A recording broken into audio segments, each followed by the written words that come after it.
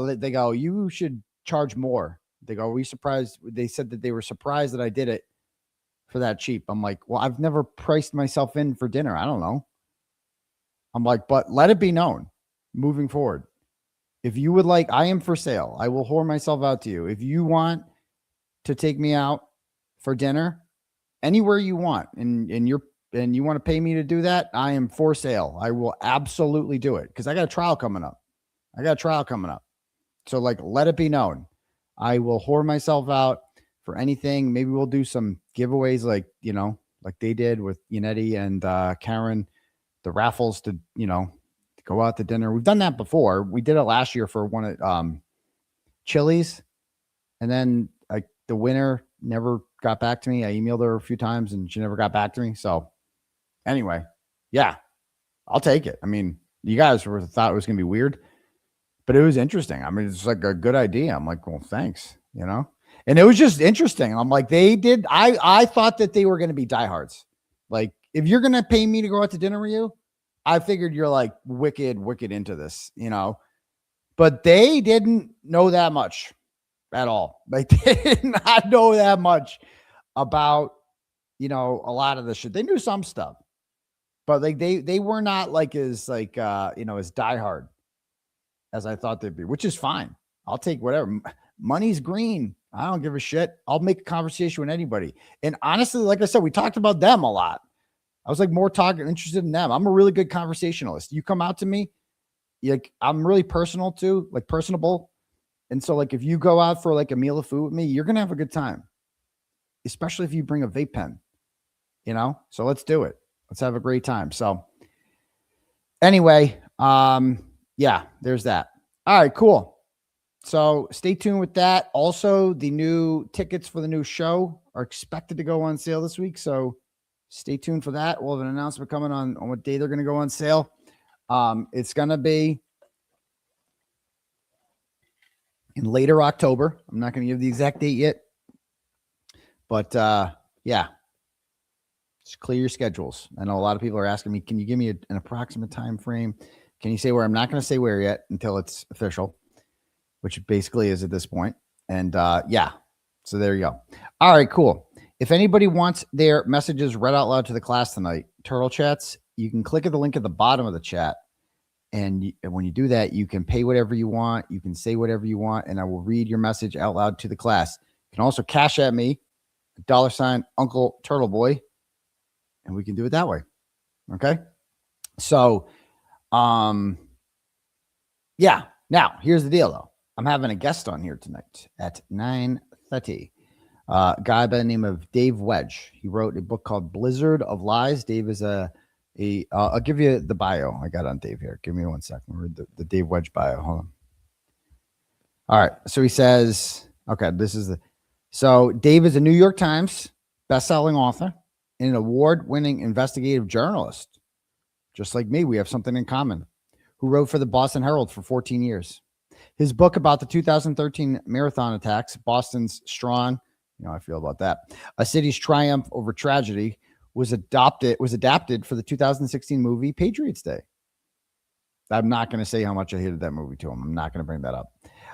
He has written bestsellers about Tom Brady and 𝗫𝗡𝗍𝒄, 𝗬𝗏𝗍, and John Lennon.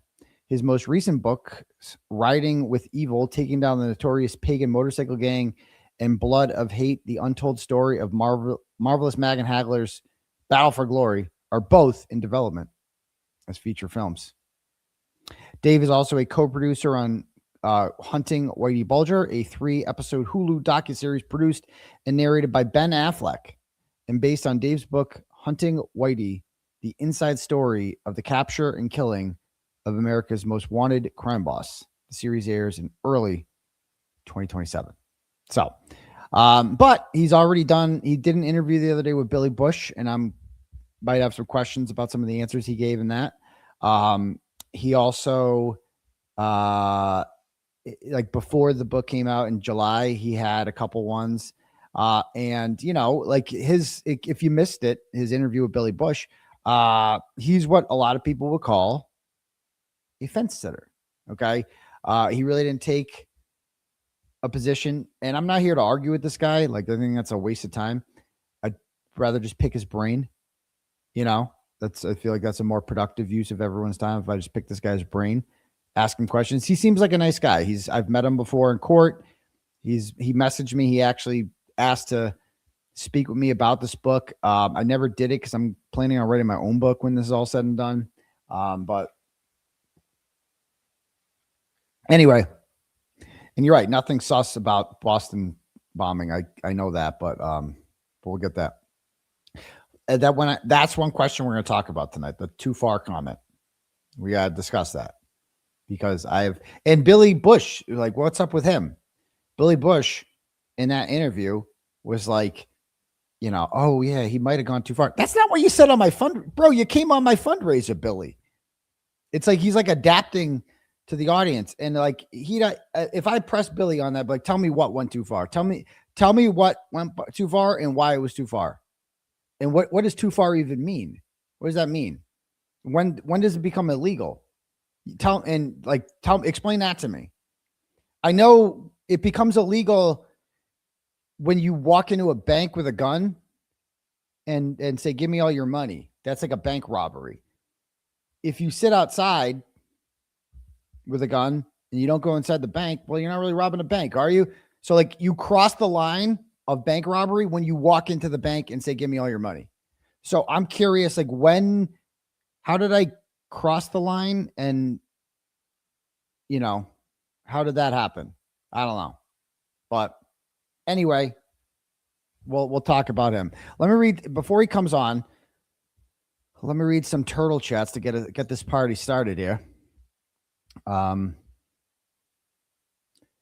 about the Machado valid truth journey, I'm putting it together, man. I'm putting it together. Okay. I haven't decided if I'm going to do members only, or maybe I'll just stream it for everyone and then put it on members only like Randall does.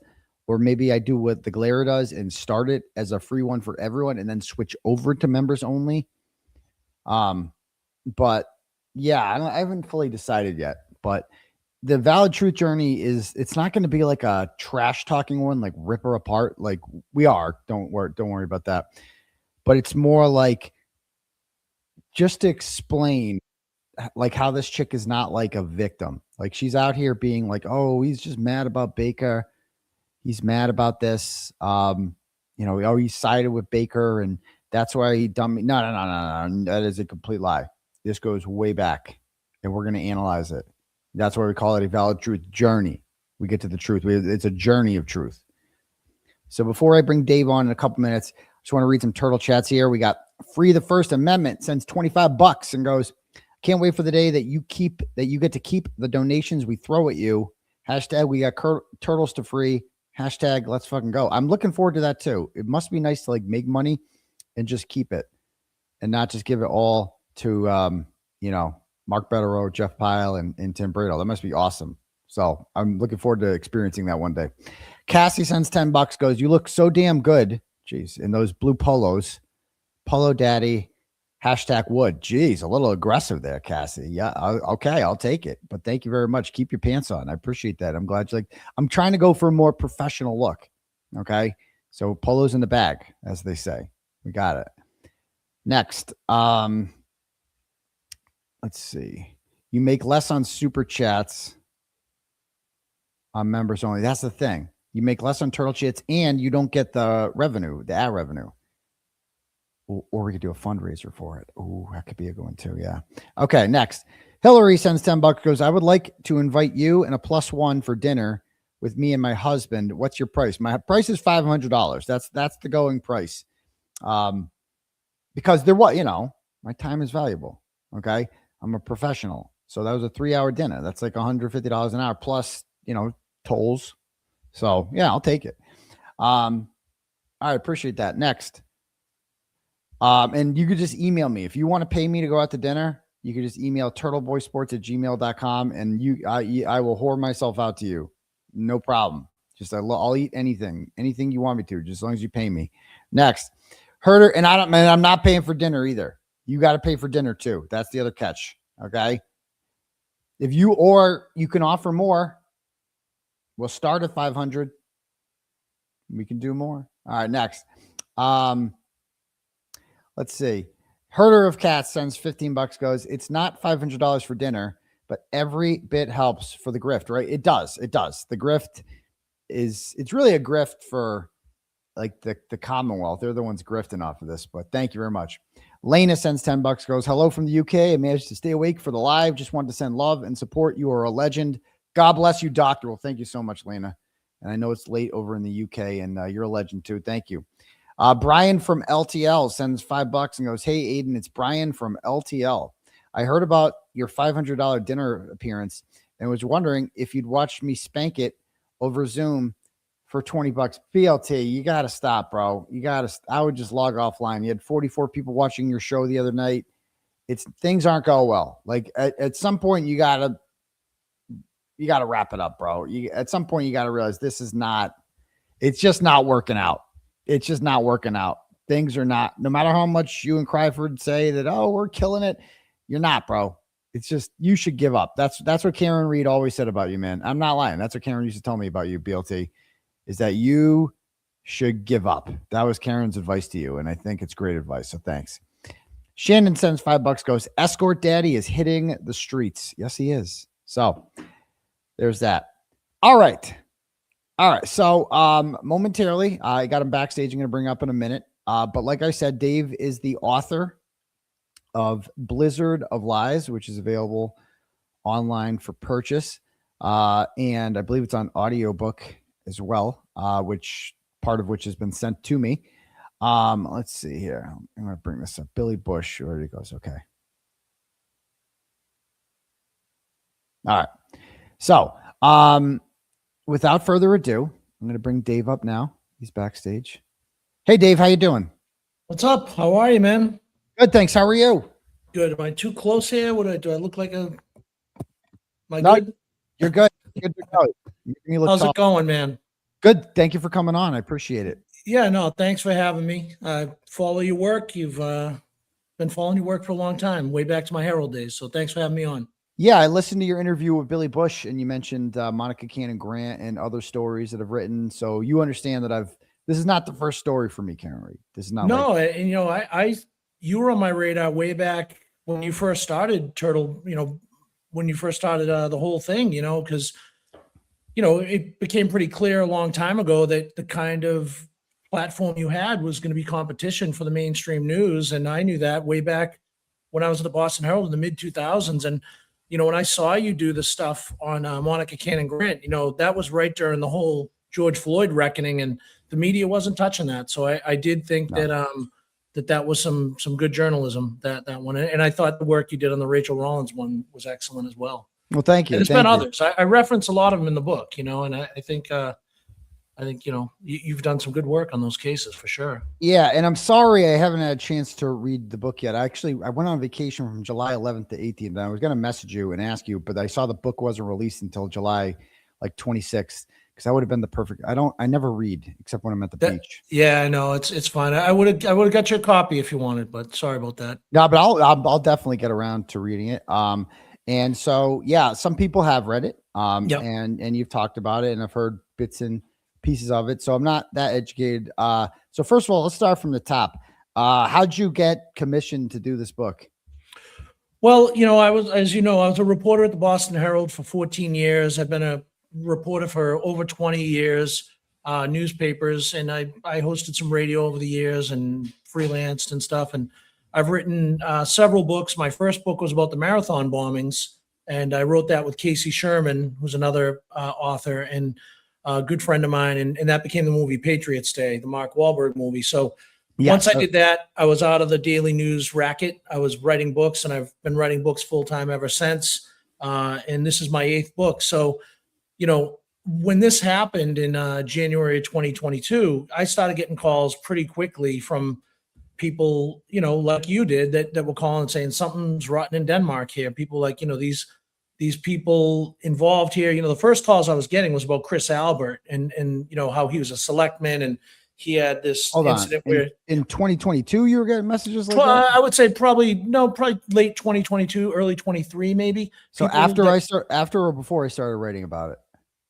Probably around the time, around the time, but people that knew the town well and knew the players involved said there's more than meets the eye here. That's basically what was relayed to me. And I was kind of thinking about doing a book about it back then in 23, and I tabled it, and I ended up doing my last book, which was about the boxer Marvin Hagler. Totally different stories. Mm-hmm. I grew up in Brockton, so that was kind of a passion project that I really wanted to do. And so I finished that. And when I finished that, I had a talk with my agent, and she was like, "Look, you're one of the New England true crime guys, Boston true crime. The story is right in your wheelhouse. I think you should do it." So that's when I started doing it, and that's what happened. So you first messaged me, and I look back on our messages, it was like early 2025, and you told me that you were doing a book, and you were interested in talking to me about it.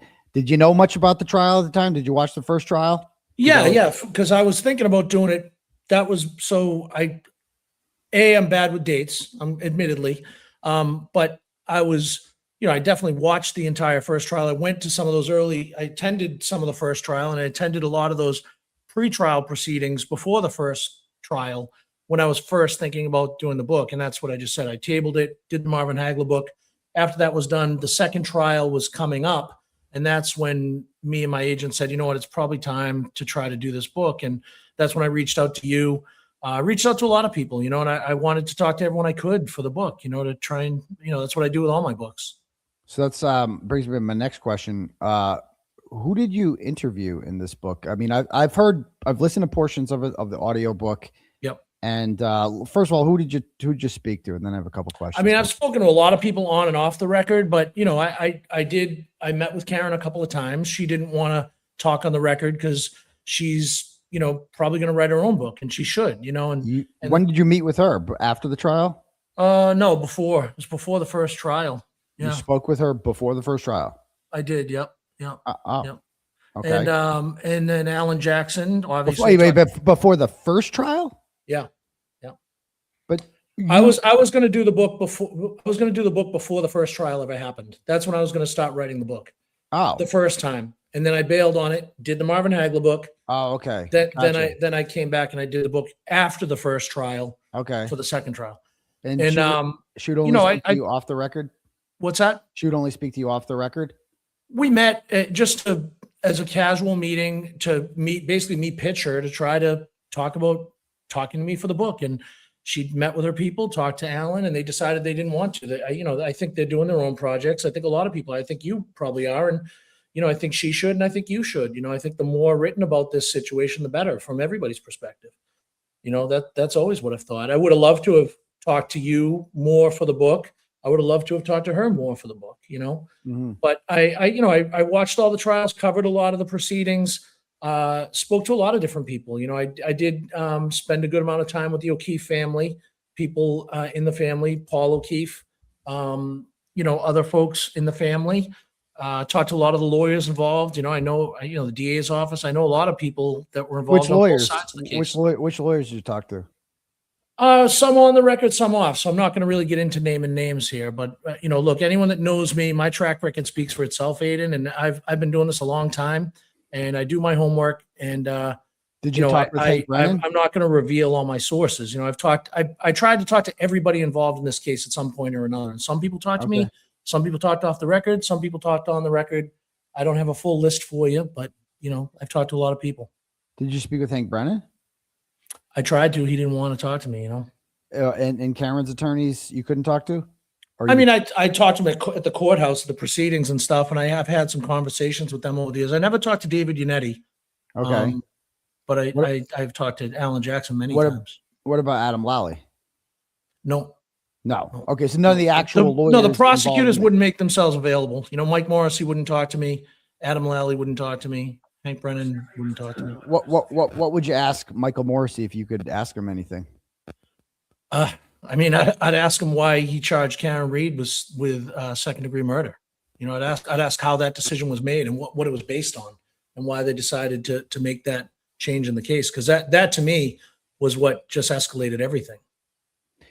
What do you, okay, so you think that a second-degree murder charge is too much, but a manslaughter charge isn't? Is that what you're saying? No, I just think that let's say you think that Karen Reed was responsible for this. Okay, if you think that, to prove that she intended to back into John and kill him is a much steeper climb than to say it was an accident. I don't think it is at all. I got to be honest with you. I as somebody who believes Karen Reed's 1,000% innocent, I don't buy that.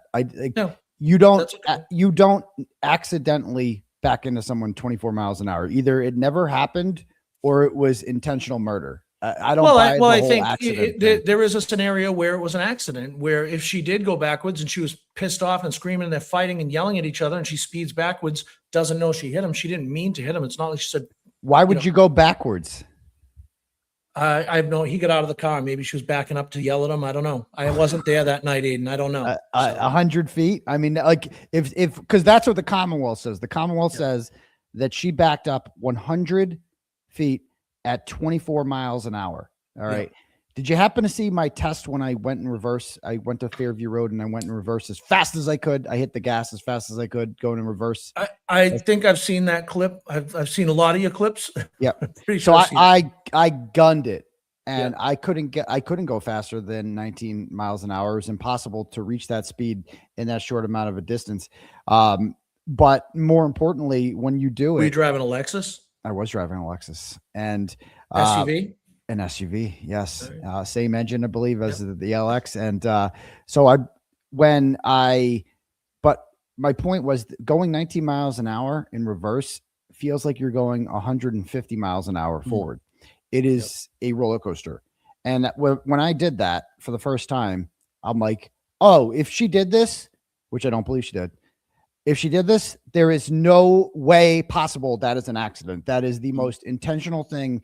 You don't accidentally floor it that hard and then hit somebody. Yeah, right? no, that's interesting. Yeah, no, that's interesting. Yeah, I mean, Look, but that's you asked me a question. That's what I would ask Mike Morrissey, why that decision was made. I'd like to know why he decided to elevate it to a second-degree murder. All right. You know, because he didn't have, you know, he didn't. What's the motive? They had an argument. You know, I mean, yeah. People said they were getting along at the bar. They fought earlier that day, but people said they were getting along at the bar. So they were changed. Well, you know, someone wasn't getting along with them at the bar. Did you see the waterfall video? Yeah. What'd you think of that? I think there's no sound, so I don't know. Well, did you see Brian Higgins being held back by Brian Albert? I do. I've seen that. Yes. What do you think of that? I don't know the guy, so I don't know if that's how he is all the time. But I mean, it was a piece of the evidence in the case. You know. Yeah, I mean, do you think that Brian Higgins and others should have been considered suspects and treated like that, as opposed to just they were never treated as suspects ever? I mean, you know, I don't know. I'm not a police officer. I'm not an investigator. I mean, I'm a journalist, and But you're a smart guy. Yeah, no, I mean, look, I think that more questions should have been asked of a lot of people involved. But you know, armchair quarterbacking, you know, 4 years later is a lot easier than doing it when it happened that night. You know, that night certainly in my opinion, from all I know about the case, they didn't have any reason to treat anyone else as a suspect that night. You know, they could have asked more questions. Sure, they could have done that. I'm sure there's a lot of people that wish they did do more that night to dot some I's and cross some T's, but they didn't. What about the next day on January 29th? Throughout the day, I mean, yeah. Do you I mean, I did notice in your Billy Bush interview, you said that the sources in the DA's office, I don't know if you misspoke when you said this. Yeah, I've seen this on Twitter. I didn't mean to imply that they found pieces of the taillight there that night. They found them eventually. That morning. Yeah, they did. Yeah, that morning when the body was found. I misspoke there, but okay. But they did know that the taillight was broken. They have, you know, and again, this is well documented from the trial and people I've interviewed, other things like that, that they believed that she was making some sort of confession, or at least that's what's been reported since, that she was saying, I hit him. Did I hit him? She was inebriated. She was in custody, and they see a broken taillight, and they have no evidence that John O'Keefe went in the house. That's all true. So at that point, they don't have enough to get a search warrant to go in the house, and they don't have any reason to interview anyone else as a suspect. How do you know they didn't have enough to get a search warrant to go in the house? Because I've been doing this a long time, and you need probable cause to get a search warrant. Oh, I know what you. No, they have a dead body on the front lawn. Yeah, but they had no probable cause to believe that he was ever in that house. Have you ever had your house searched by the police? I have not. No, I have, and I've read the warrant that was used to search my house, and the probable cause to search my house for evidence of witness intimidation was the fact that I did my show in my house, and that's all it took. And they just said, a judge, as somebody speaking from experience, I can tell you that judges will sign any search warrant the police give to them, and they will say probable cause. They took my phones, my computer, and searched my entire house, went through my kids' sock drawers, pulled every bed apart, looked through every single thing in the house. And what were they looking for? They were looking for my sources. They wanted to know who is telling Turtleboy this information, who is giving him this stuff. Yeah.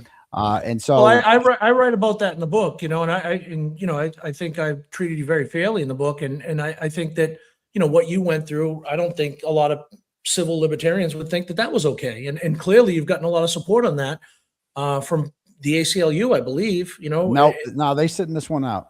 Okay. So, you know, but I think a lot of journalists don't like that happened to you, you know, and really, what journalists don't like it? I've never, I don't think that your house should have been tossed, you know, that all the evidence that they needed was online, you know, they don't have to toss your house for that and go through your kids' sock drawers, unless they're looking for something else. So I'm not going to defend that. And I'm not here to defend that. So. Well, when they came to my house and they had that warrant, that was the first thing I thought of. I should have thrown a dead cop on my front lawn, because that's like kryptonite to them. They will not go in your house if there's a dead cop on your front lawn. But if you do a YouTube show, good luck to you. Yeah. And that's listen, I hear you, and you know, you've been through a lot. So, you know, I like I said, I've been doing this a long time. I know the rules that police have to follow. I talked to a billion cops about this case, and every single one, not a single one has ever told me that they had a reason to go in that house. Not a single one. So as they told you that they, if you have a cop that will go on the record saying, oh my God, they had probable cause, they should have got a warrant and gone in that house, I'd love to hear it. Have you met Sean McDonough? I don't know Sean McDonough. Oh, he's a legend. Yeah. So he's a former DEA agent. I mean, I've met many cops who have told me that there was plenty of probable cause to go inside that house. I mean, he was invited there, right? Yep. By them, right? That was the last place he was seen. Karen Reed claims that she dropped him off and he went inside the house, right? Well, so that's not what she originally said. She said she dropped him off and left and never saw him again. Her story evolved over time. What it said to who, though? I mean, in different interviews that she's given, you know, in documentaries and things like that. She didn't originally say, she never told the cops that he went in the house. She never said that. Well, who's the cop that wrote the report? The original report was that Sarif guy, right? No, it was Michael Proctor. No, the original incident report was written by a Canton police officer named Scott Sarif. You mean Steve Sarif? Steve Sarif. And yes, but Michael Proctor's report is the one that quoted Karen Reed. Yeah. And so is Michael Proctor reputable? No, certainly not. Yeah. So anything Michael Proctor says, you have to throw out now. So if Michael Proctor says, I mean, she has given different versions of what happened, you know, and again, I remember, you know, people remember things differently. Time passes and you think of things, you remember things that you didn't remember originally, or vice versa. Your memory comes and goes with time.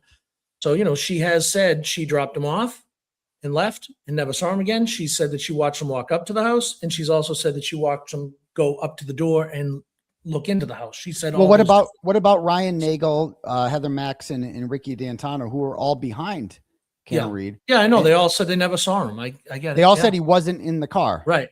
So where could he be? I don't know. I think you do. Yeah. Where could he be? Well, not for the car. Yeah. Where else could he be?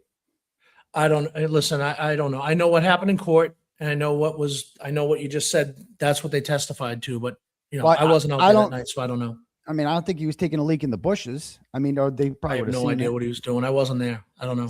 All right.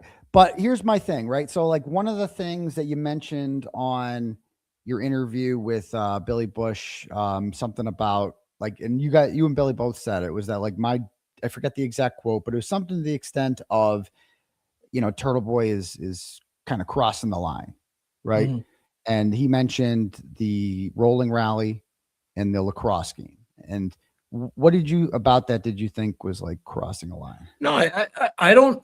I mean, you know, when I'm talking about crossing a line, I'm saying crossing a line of traditional journalism. You know, you don't play by the same rules as a reporter at the Boston Herald or WCVB Channel 5. You know, the things that you write and say, I could have never gone into the Boston Herald when I was a reporter there.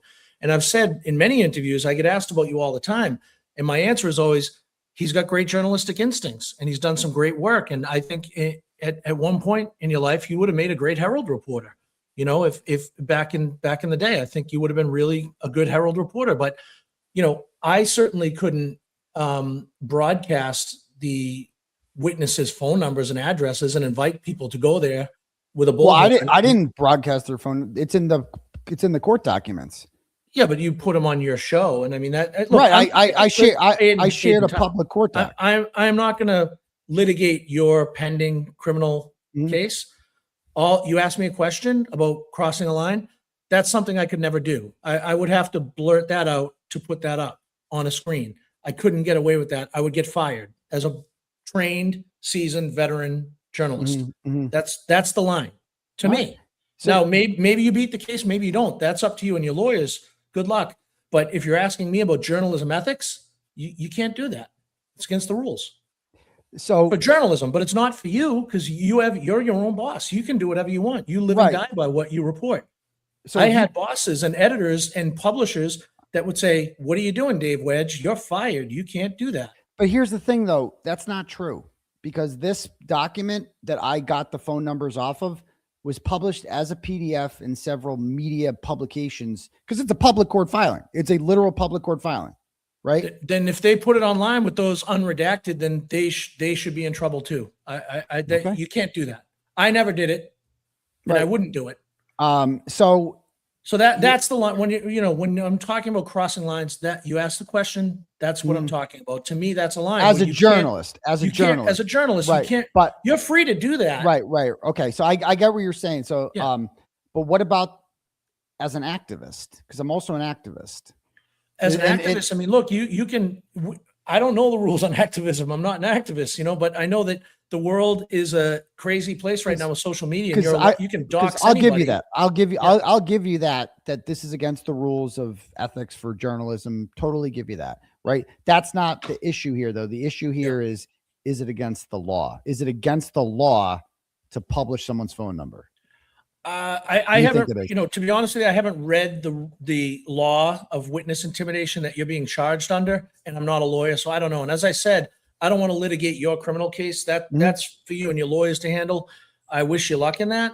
I'm not sitting here saying that you broke the law because I haven't read the law that close, so I don't know. So what are citizens? What do you think citizens should do or are supposed to do when they see an injustice happening that the government is partaking in, right? And the government is allowing to happen? What else as American citizens can people do besides protest and show up? Journalism, reporting, which you've done a combination thereof. And well, I'm talking about citizens, like regular people. Right. I mean, have their voices heard, demand answers. Where? What do you mean? Be specific. What can they do? I mean, are we talking about this case in particular? In general, if you see an injustice, if you see the government covering something up, what? I mean, we're seeing it every day with ICE. We're seeing protests all over the country right now. We are. Do you think there should be that's the power of protest, and it happens on both sides. And so, anti-ICE protests, or how about the BLM protests, right? Or how about even better example, these protests that happen outside of the Supreme Court justices' houses. Remember those? Yes. Yeah. Who was anyone arrested for those? I don't know, but there were reporters that were arrested for going to Michelle Wu's house, I believe. I'm pretty sure those weren't. There was protesters. There were protesters that were arrested for going to her house. I'm pretty sure. Yes, they were. Again, I'm not. Look, they were not charged with witness intimidation. I'm not your lawyer, Aidan. I'm not here to say whether or not you should or shouldn't have been criminally charged. I'm a storyteller. I wrote a book about the case, and some people on one side might not like some things I wrote, and some people on the other side might not like things I wrote. But my track record speaks for itself. It's my 8th book. It's my 3rd New York Times bestseller. I have an unblemished record as a journalist. And, am I perfect? No, but I try. I think I'm a pretty good storyteller at this point. I know how to tell a narrative and write it in a readable way that people enjoy. And people seem to be reading this book and they like it, but I'm not here to, say whether or not you deserve to be charged with witness intimidation. I think it was an aggressive charge. I certainly think that the DA's office was targeting you. I believe that because of your activism. And I think, that's, and look, I write about it in the book. How you went to jail. Look, you went to jail for your beliefs. You went to jail for your activism in this case. And I lay it out in the book. I'm not going to sit and say that that's okay. That must've been a tough thing. I mean, how are you doing? Oh, I'm fine. I'll be good. I'm going to beat this. And, I'm outraged about this. And I guess that's my point, is that this is the cradle of liberty. This is Massachusetts. This is a place where a bunch of people 250 years ago didn't want to buy British tea. So they dressed up as Indians and raided a boat and threw it all overboard. Okay. Yeah. And this is like the home of the revolution. Right. And here I am, an activist, right, who is in the same spirit of these people, right, sees an outrage, sees an injustice. And I'm not trying to hurt I'm not threatening anyone. I'm not hitting anyone. Nobody got their pinkies hurt or anything like that. I'm showing up. I did a rolling rally where I showed up outside of the home of Jennifer McCabe, Brian Albert, and a couple others, and what ended at the Canton Police Department. And I went there for like 7 minutes, and I said what their involvement was in the case, and that I believe that they should be arrested and charged with murder. Right. Yep. Do you believe that should be illegal? No, I think we have freedom of speech in this country. Right. it's a blurred line though, because you are a public person with a large platform. You call yourself an award-winning journalist, so you have, do you follow journalism ethics or do you not? So are you an activist or are you a journalist? So journalism, yeah, journalism ethics is not the issue. The issue is illegality. To me, it is though. To me, because I'm there. Right. I was there at the courthouse one day when you were following Matt McCabe and Jen McCabe out, and you were calling them cop killers. I was right next to you. I was asking them questions. I asked them why they Googled how long. You were calling them cop killers. I was right next. You were shouting at them, calling them cop killers. No, but what did I do? What did I do before that? I asked them. Yeah, you were asking them questions. You were like, and then I don't remember all the questions, but I do remember. And what I'm saying, Aidan, is that I'm looking at this through my lens as a journalist, and I know you as a journalist. Yep. I don't know you as an activist because I've watched your work and I've seen you do. You say things that are colorful and for sure, inflammatory sometimes. But I was looking at it as a journalism situation. There's TV cameras. There's you. And I was like, I concede. That's crazy. But do I think you should be charged with witness intimidation for that? That's for the cops to decide, and that's for the DA's office, and that's for that's also for you to decide as an American citizen. Do you want to live? Do you want to live in a world? I think the court will decide. You'll have your day in court. No, but okay. So, but should I've incurred $1 million in legal expenses? Do you think that people, American citizens, should have to incur this type of stuff, incarceration, right? Being on bail, having to pay millions of dollars in legal fees, just to let a jury to figure it out? Like, do you think that the average citizen should have to do that? You're talking to a guy who was sued by a judge. And I went through an ordeal for 5 years of my life. So I've gone through it. I know what it means to be targeted by the system. This isn't my first rodeo, Aidan. And, you're in a tough spot, but you have good lawyers and you have a lot of support and you have a lot of people that are helping you finance this fight. You fight it and you hope that the law is on your side. That's the best I can say to you, bud. So you, in your book, you interviewed, you keep mentioning Stephanie Rizitano. Who was that? That's John's cousin. And I'm guessing you spoke with her? Yeah, I spoke with Stephanie. So she was kind of helping John raise the kids. She was at the house a lot. She spent a lot of time at the house and helped with the niece and nephew that John took in. When? After John died? After Kristen and Steve died. When John became the guardian of the kids. Well, Karen Reed said she never saw her there. Said she never saw Stephanie Rizitano. Never saw her there. Never saw her there. Well, maybe she should call Stephanie, ask her why. I mean, that's between them, but Stephanie certainly says that's not true. She said she saw her all the time. So I don't know. So here is, did you speak with any other Rizitanos? Because this is Peggy's side of the family, obviously. I don't believe I did. I may have spoken to one other cousin at the courthouse one day or something, but not really. Have you met any members of John's family who think Karen's innocent? Who think Karen's innocent? I have not. No. You have not. Okay. Well, there are some.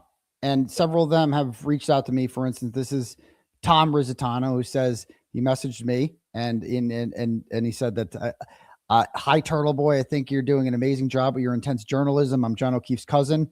I've been following you for quite some time, and I'm just being silent now. The corrupt crew of rejects who finally have it coming. I'll be attending the next court date and are rooting for you to pull this to an end. And then I had another one named Vincenzo, who told me, hey, man, my side of the family appreciates everything you're doing and getting what seems to be the real story out there. I've been following for a while. I know things were off since it happened. Disregard anything my dumbass cousin Vanessa said. I want to see those pieces of shit cops go down for what they did to my cousin. He was such a great guy and didn't deserve what he got, no matter what he did, blah, blah, blah. So you get the point here. Yeah. So those are 2023. Have you heard from them lately? Have I heard from Tom? Yeah. Have you heard from them since the second trial? No, I've not. Have you? I have not. No, I don't know those two particular cousins. Are you suggesting that their opinions have changed? I'd be interested for you to ask them that. I'd be interested to know. I mean, I don't know. I don't know those people, so I have no idea. Okay. And so you spoke with, I'm guessing, did you interview the O'Keefe family about this? Paul, the parents, they're, as you can imagine, they're not in a great place, and they're sick of all this, and they're upset, and I tried very hard to speak with Peggy and John, Jr., the dad, but they didn't want to speak. They're grieving their son and their daughter. All right. Who did you think was the most compelling witness for the prosecution in this case, in the trial? and then we'll do defense. Start with prosecution. Who's the most compelling In the witness? second trial? Either one. In the second trial? I mean, I think, I think the Lexus black box stuff and John's phone, John's phone data that showed the temperature going down and that it, at the precise time when she reversed, I think that testimony was pretty strong for the prosecution. Well, yeah, let's talk about certainly for the defense, I think that the most important witnesses were the 4 medical experts that all testified that there was no evidence of a car strike, including the state's own medical examiner, 𝗨𝗏𝗄𝗏. So, I think those. Well, she wasn't the state's medical examiner. That was 𝗫𝗏𝗏𝗺. 𝗫𝗏𝗏𝗺. I apologize, mixed up the names there. Yeah. So, you mentioned the cell phone battery. So that's 𝗃𝗏𝗏𝗺. 𝗃𝗏𝗏𝗏𝗺. Yeah. So 𝗃𝗏𝗏𝗺, the cell phone battery information shows that the cell phone never went below, I think it was like 38, 39 37. degrees. I think it was 37. So it drastically fell.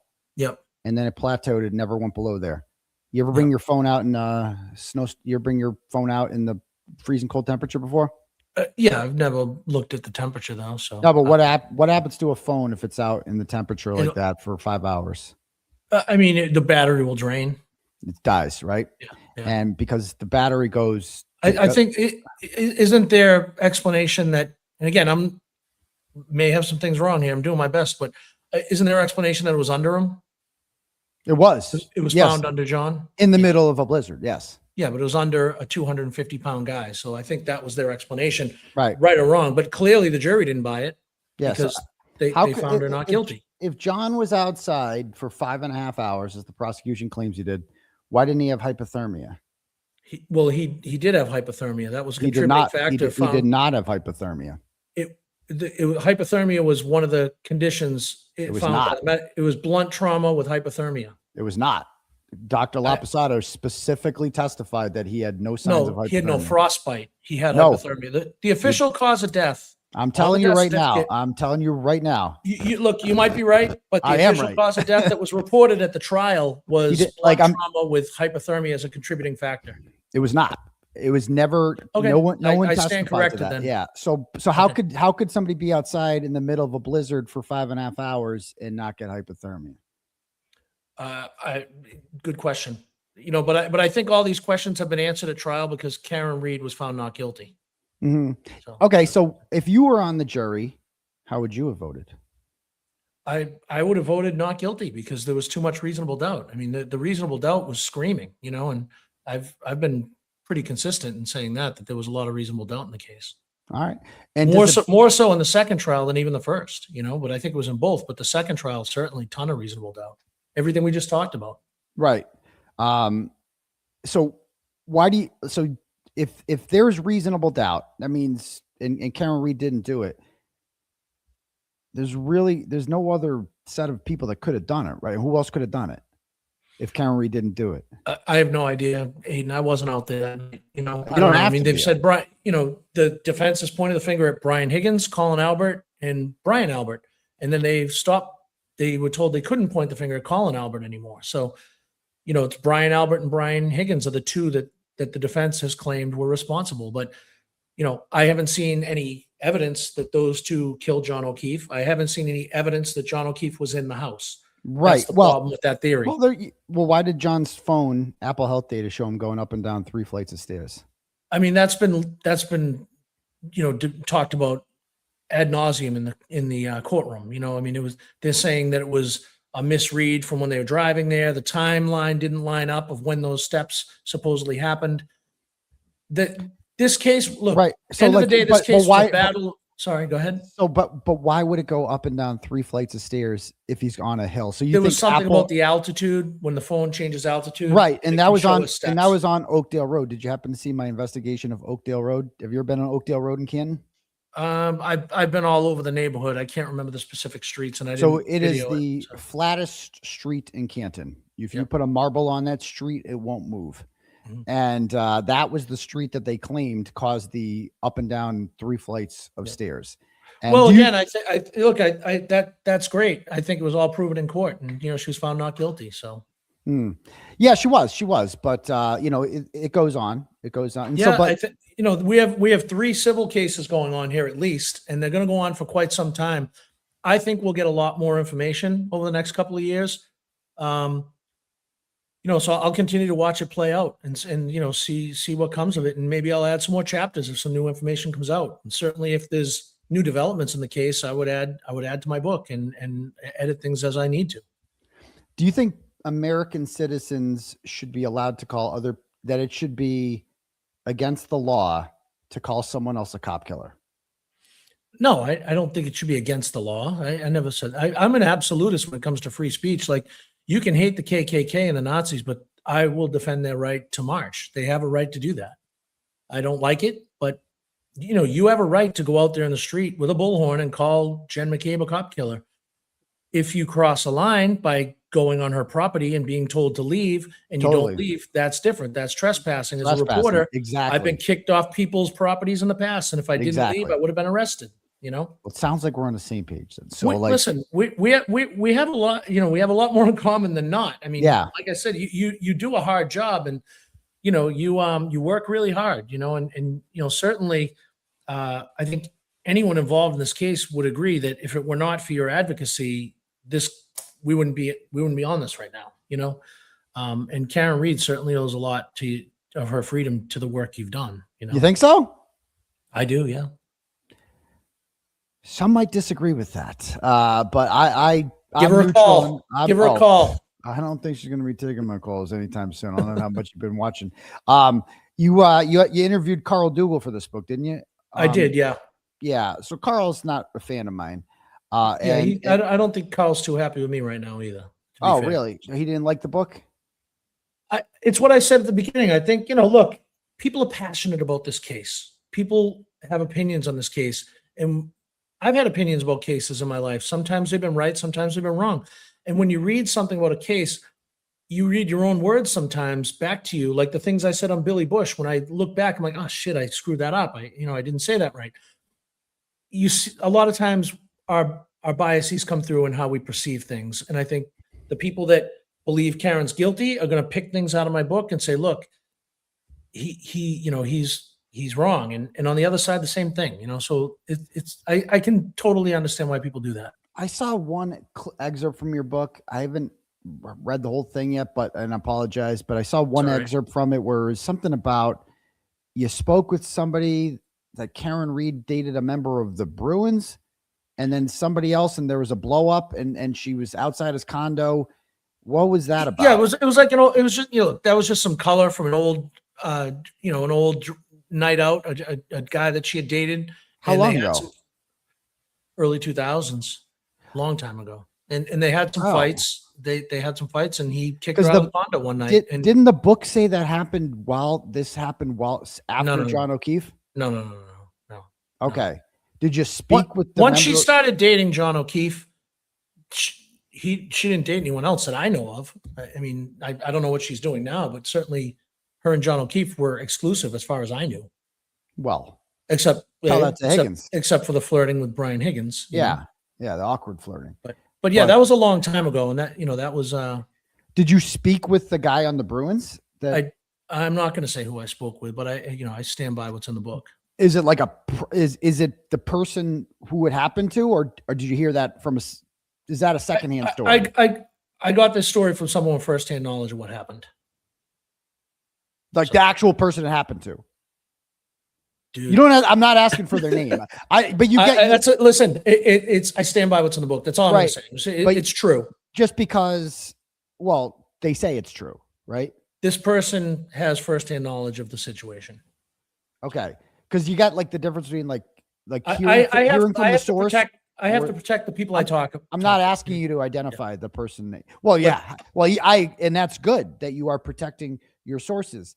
Now imagine what it's like when men with guns from the government show up to your house, take the tools of your trade, and find out who all your sources are. That would probably feel. Listen, I don't envy you. I don't, and I'm not going to say that. I don't think that your house had to be tossed. I think that was egregious. Yeah. I think that, they could have gotten the information from you through your lawyers and through the proper channels without tossing your house. There's no reason to go through your kid's shit. I would have showed up if they just summons me, but you know, well, like I said, I've been through the system myself with some stuff, so I know how testing that can be, you know? Yeah. Do you have one you mentioned in your book? I heard a clip of it. You talk about people making money off of this trial. Do you have an issue with that? Other like people making money off of this? No, you know, it's funny. I get asked that a lot because, you know, certainly, like I said, I wrote the book about the marathon bombings and Patriots Day. And the first thing that, you know, haters and people want to say is, oh, you're cashing in. You can't. Well, was Channel 7 cashing in? That's kind of what I was getting at. Is you wrote a book about it. You wrote a book about it, didn't you? Yeah. Right? Yeah. Like, I mean, you know, is Ted Daniel cashing in? Because he gets a paycheck. Is Christina Rex? She gets a paycheck. Is Jess Machado? She gets paid. You're making, well, look, no one should work for free. No one. Right. And I get paid for my work. I'm good at what I do. I've written 3 New York Times bestsellers and been doing this a long time. Sold a lot of books in my life, and I love what I do. I love, you know, trying to cut through the noise and tell the story. And if people like it, great. If they don't, the market will tell me that, and I'll do something else. I'll go back to working in restaurants.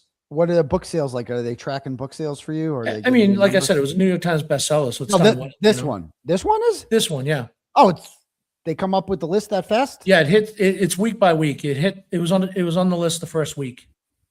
Who was it? Was it a publishing company that published? Yeah, all my books have been. I've been on all the major publishers. This one's on Simon and Schuster. So if I want to publish a book about my experience with this whole thing, how do I go about doing that? You need a literary agent to sell your story to a publisher. You know, so you need an agent. How do you find a literary agent? I'll talk offline with you. Okay. Because I don't know what I'm doing. I mean, look, I'm surprised. I thought I had read that you had some sort of movie deal with Compelling Pictures. Yeah, I do, but not the book. And they haven't connected you with a literary agent? No.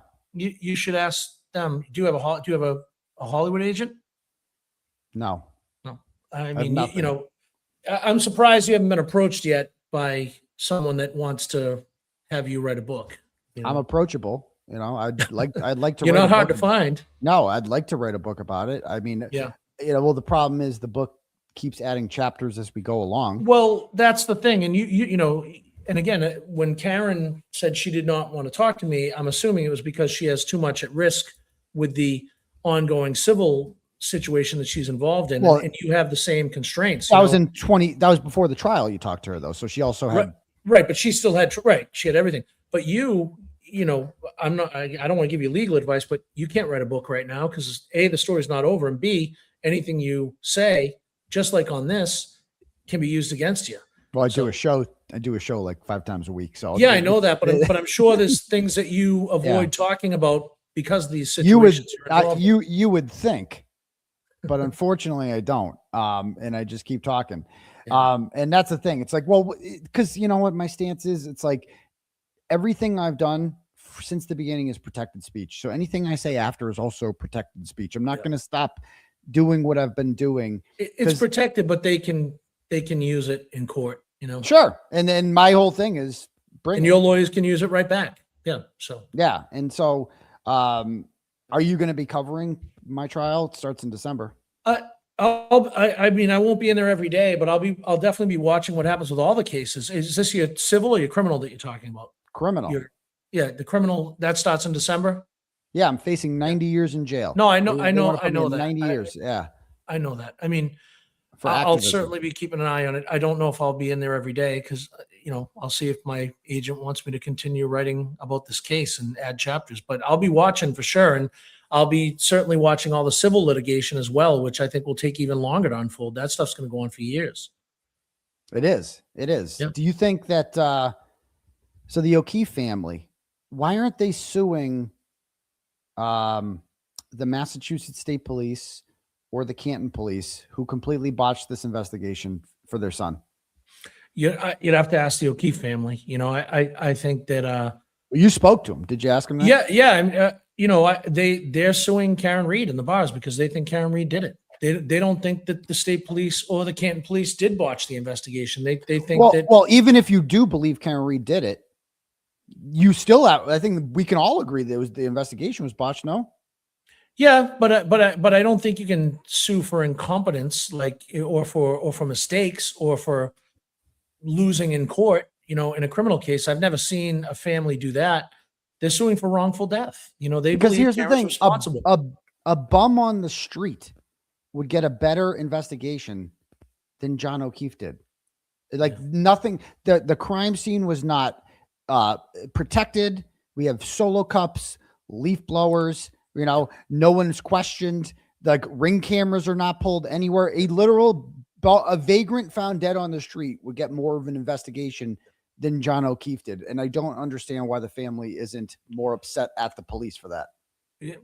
I mean, you'd have to ask them, Aidan. I'm not, you know, none of them expressed that to me, that they were mad about the investigation. They believe that Karen did it and that they lost in court. So let's suppose Karen Reed did do it, right? It should be pretty easy to prove. I mean, you just put some crime tape up, right? Make sure the scene is not touched. Therefore, there's no doubt like that. You immediately start looking through it. Yeah, you find the taillight. You get it, everything processed correctly. You rule out other suspects so that Karen Reed doesn't have a third-party defense. You go by going in the house, right, and asking for their phones, asking to, you know, if they're innocent. Sure, absolutely, right? They'll absolutely.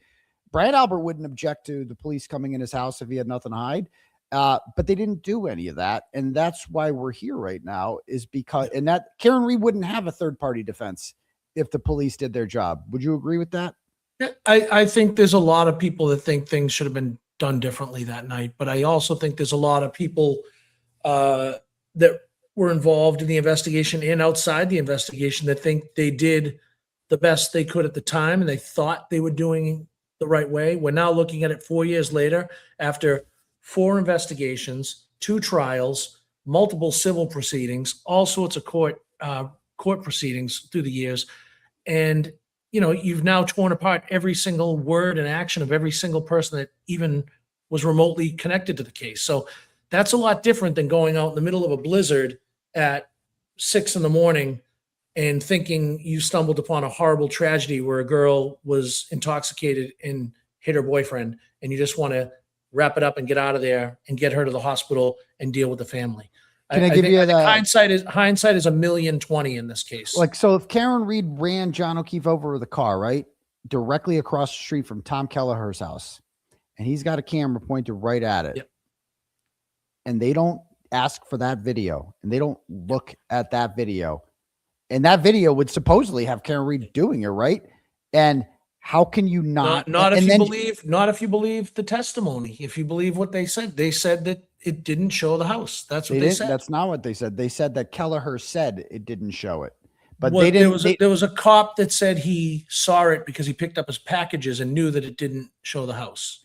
That's my recollection. Lieutenant Gallagher testified that he spoke with Tom Kelleher, who told him that he looked at the video, okay, yep, but Gallagher didn't say we look at it just in case. I agree with you. They should have taken them. I agree. Like I said, there's a because lot if Karen of Reed did it, I mean, Karen Reed did it. You got it on video, right? It's over.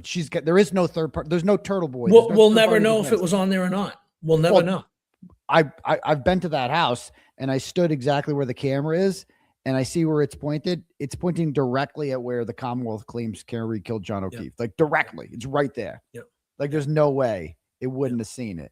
And that's my whole thing with the family is, you know, I feel bad for them, but at the same time, this is your son. Like if anybody treated my son the way that the state police and the Canton police treated John O'Keefe, I would be ripshit, especially if I think Karen Reed did it. Again, I'm not going to speak with the family. It's for the family, but what I know of the family is that they had trust in the integrity of the process. John was a police officer. They believed that the police officers out there that night and in the subsequent days were trying to get justice for their son. They believed that this case turned into a mess and was co-opted by great lawyers, and they lost. That's what they believe. They don't believe that there was a massive conspiracy and that people conspired to remove videos and change videos and doctor things and doctor testimony. They don't believe that. Remove video? That video, I'm saying, the Tom Kelleher's. Well, they didn't even ask for it. Right. But I just don't believe the family thinks that that these were corrupt acts. I think that they think that the cops did the best they could. Because, like, suppose if Karen Reed hits John O'Keefe with the car, the taillight's broken, right? And then she drives 3 miles across town to One Meadows. I drove that route. There's about 100 houses on that route that have Ring cameras. Every single one of them would have gotten video of Karen Reed's broken taillight. Look, Guess how many of them were asked for the Ring cameras? Look, I agree. You know, they should have gotten video. I don't understand why they didn't. You're talking to a guy that wrote a book about the Boston Marathon bombings. How did they catch those guys? From that, right? Cameras along the route. They caught the kid buying milk at the convenience store later. So, yeah, I think. Don't you think that's suspicious that the police didn't ask for any of those? I'm not going to use, because normally they would, right? Normally they would. We agree. It was either incompetence or I mean, or I don't know. I mean, it wasn't. It seems like they should have grabbed them all. I would agree with you that they should have, and I don't know why they didn't. Do you feel like if you were a victim of a crime in Canton, would you feel comfortable going to the police and asking them to investigate? I mean, I don't know. I have no idea. Not, you know, I don't live in Canton, so I hope I'm never a victim of a crime, period. Yeah, I wouldn't, but yeah. All right. Look, there was some bad police work here, and certainly a police officer like Michael Proctor. And, you know, again, you're talking to a guy that covered the Annie Dukin case. You know, Annie Dukin, as you may remember, was the one that was caught falsifying the records at the drug lab, the state drug lab. And hundreds of convicted felons were released from prison because of her corrupt acts. I think we're in for a similar situation here with things that Michael Proctor worked on. Certainly 𝗺𝗲𝗄𝗎 𝗵𝗵𝗄𝗎 is working on that. And there's other lawyers too, looking at their cases that Michael Proctor was the lead investigator on. And they should look at those. You know, he's corrupted. He showed, you know, one of the things I've been saying with this, you know, why is OJ innocent? Because Mark Fuhrman was a racist. Why is Karen, you know, a big part of this case was when they injected Michael Proctor's misogyny into the case. You know, once those texts were dropped, that changed everything. You know, I mean, that it showed bias. It showed incompetence, and it showed potential corruption. You know, what do you think was a bigger factor in the jury's decision? Michael Proctor's bias or the testimony of the medical experts? I think it was the testimony of the medical experts, but I think the Michael Proctor thing was the fairy dust on top. You know, and certainly you have a lawyer like Alan Jackson to talk about that in front of a jury, and it's powerful. I mean, I gotta be honest. I don't think it was. I think it made people dislike Michael Proctor, but I think that got them that was trial one stuff. Was that like that's what they focused on in trial one, was the alleged conspiracy and Michael Proctor's shitty it went behavior. To the bias against Karen Reed, and it went to the lack of integrity in the investigation, though. I think it was a factor, but I wasn't in the jury room, so I don't know. Right. Yeah. I mean, well, the first trial, of course, was a hung jury, though. That's what I'm saying, was they focused on that in the first trial. In the second trial, they didn't focus on the messages that much. They didn't even call Michael Proctor. Yeah, true. They had a third part. They called in his buddy to read some of the messages. And so they didn't even push the conspiracy. They just said no collision, no collision, no collision. And if there's no collision, at some point, you just realize Karen Reed didn't do this. And then you're like, but somebody did. And that means killers are walking amongst us. And people, that's why you see people who are out here, you know, very passionate about this case, not because of Karen Reed, because of John O'Keefe. We all want justice for John O'Keefe. Like, what happened to John O'Keefe is disrespectful. Like, he deserves a better investigation than that. And like, I even though I've had a lot of choice words for the O'Keefe family, right?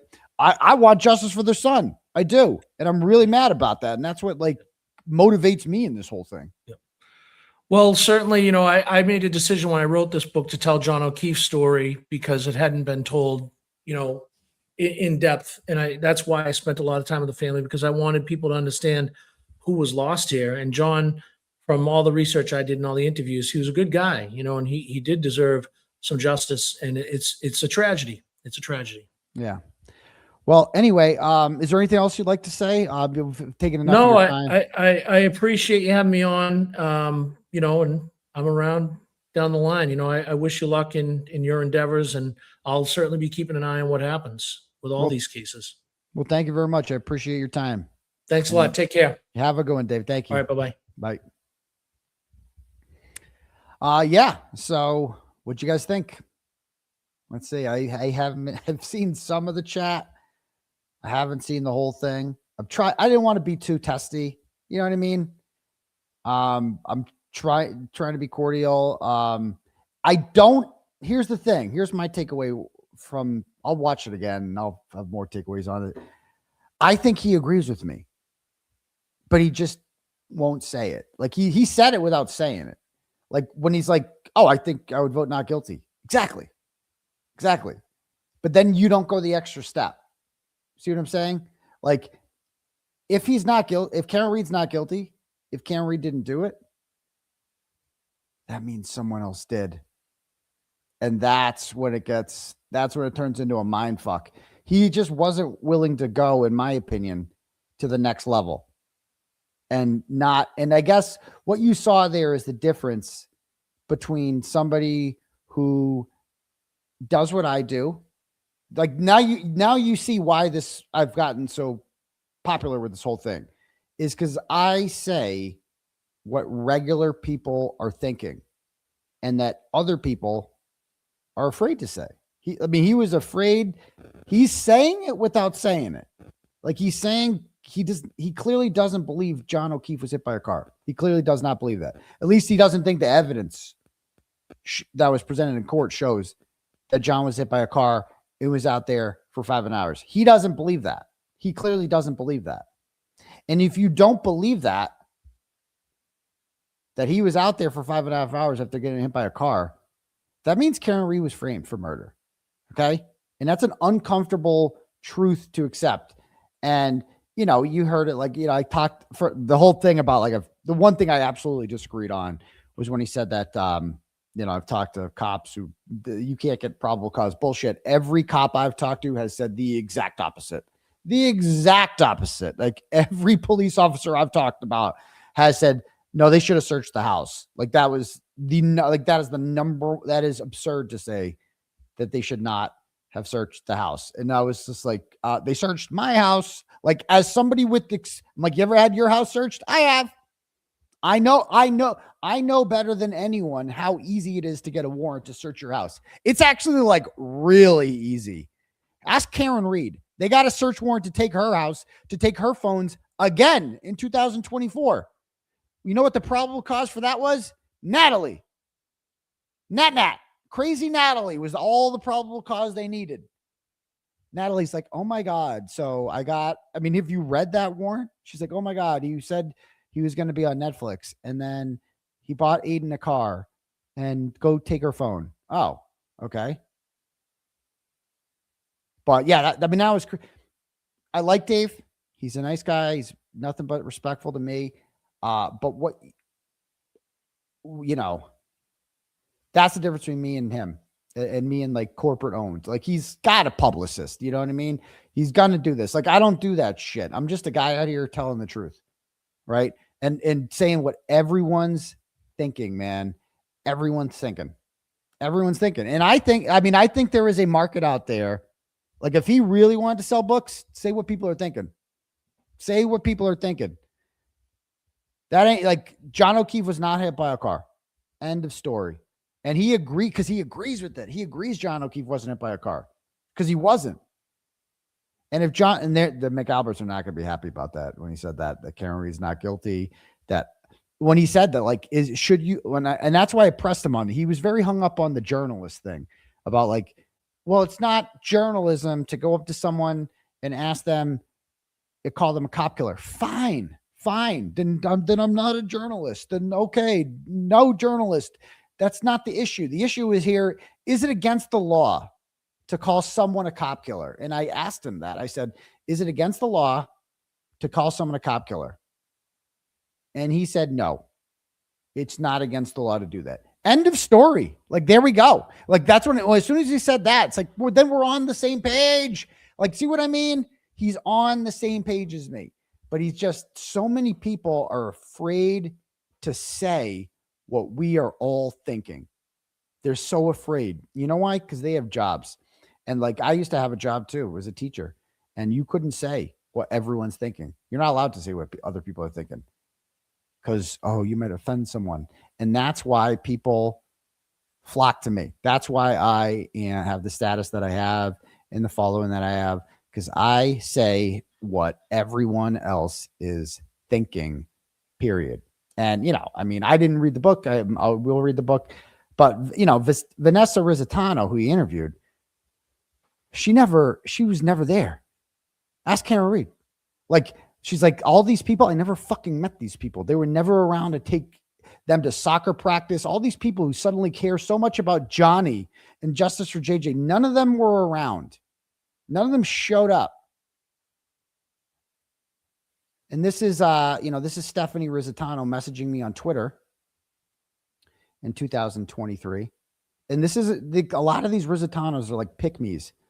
Like, oh, Johnny, like none of them give a fuck. The Rizzetanos I showed you, those are the ones that really care about John. The family members that reached out to me. So Stephanie Rizzetano says, this is what she messages me. And Carl Dougal said the same thing when he messaged me. Hi, could you please take the image of John O'Keefe in the hospital bed? If his nieces and nephew ever see this picture, take it down. It will scar them for life. I am begging, they are my family, and all I care about is protecting them from seeing how much he suffered. Are you kidding me? Like, when I saw this, I'm like, this is what you guys are worried about right now? I'm like, they're going to see it. There's gonna be a trial. This is evidence. His body, his autopsy. Why are you trying to hide evidence? Because it's shocking? It should be shocking. You know what else was shocking? Schindler's List was shocking. Are we saying that shouldn't have been shown? No, it should be shown. Because the Holocaust should be shocking. You should be shocked. You should be scarred from seeing that. It should fuck up your head to realize how such evil exists in the world. Because then, and only then, can you be sufficiently outraged about what happened. If you don't see those autopsy photos and you don't know, then you see those autopsy photos, you realize John was bit by a dog and he was inside Brian Albert's house. I forgot to bring up the dog with him too. Why do you have dog bites? Yeah. Because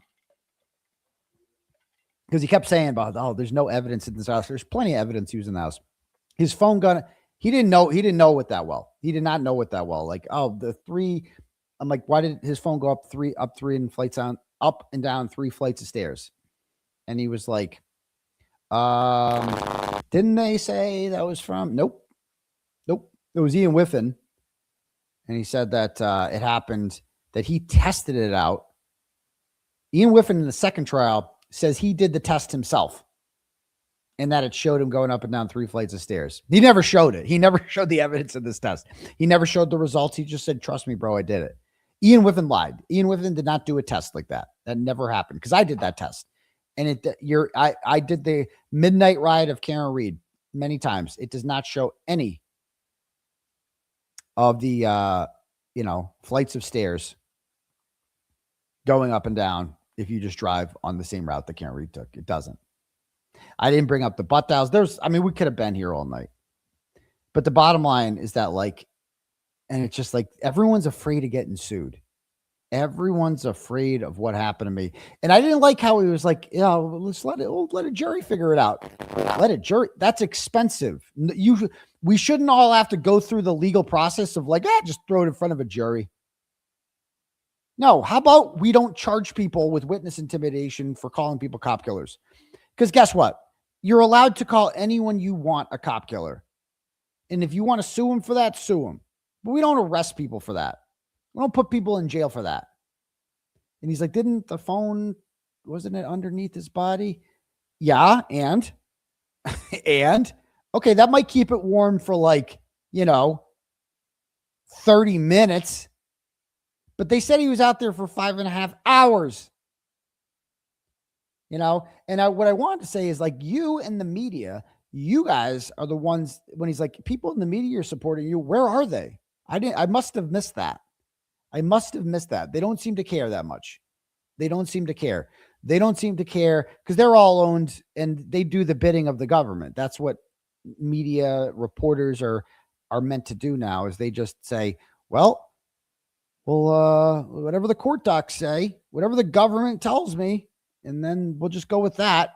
𝗵𝗴𝗲𝗀, who's paid by the government to give government-friendly testimony and who admits that he literally rewrote the software after going through Jen McCabe's phone, updating it afterwards, right? He used to correct what was in her phone. That's what he testified happened, that he updated the software so that 227 search would no longer appear. It was literally done to fix that.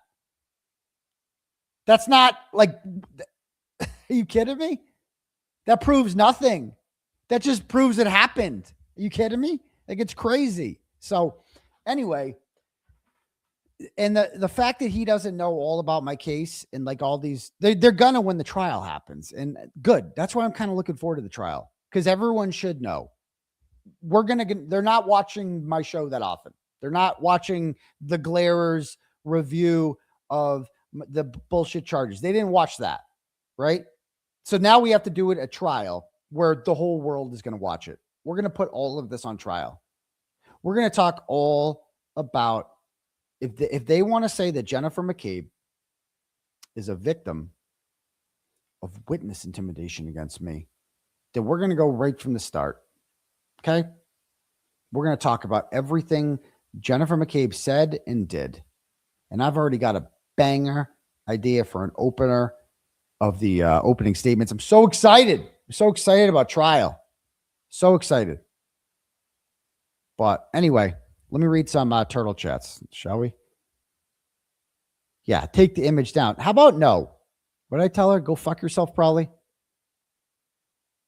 Yeah, I go, it's in the public court documents. They need to know what these people did to their uncle. They still blame Karen. Exactly. I want them to know. They don't want them to know. Stephanie Rizzetano, I mean, these people just love inserting themselves into this shit. Where the fuck was she? Where the fuck was Stephanie Rizzetano to raise those kids? Oh, we know she showed up afterwards. Once the cameras started rolling, all the Rizzetanos suddenly started coming around, right? They were nowhere to be found. Nowhere to be found before John died. Nowhere. That's why Karen Reed, what do they call her? The babysitter with benefits? That's what she was to them. Jen McCabe's word, not mine. Babysitter with benefits. That's what they called her. Yeah. What did Olivia say here? She goes, 𝗵𝗴𝗲𝗀 was hired to argue why the digital evidence is all actually a fluke and should be ignored. Doesn't change the fact that it's exactly. That's what all she testified to do. Exactly. Yes, Stephanie needs to start digging that hole. I mean, get in the hole, Steph. Get in there. All right.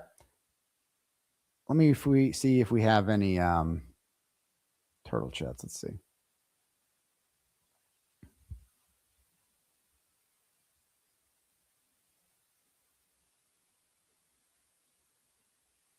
All right, we got DD sends $5, goes, hey, Aidan, can you give a shout out to a big fan of yours, Lillian? It is her birthday today. It is your birthday, Lillian. Happy birthday.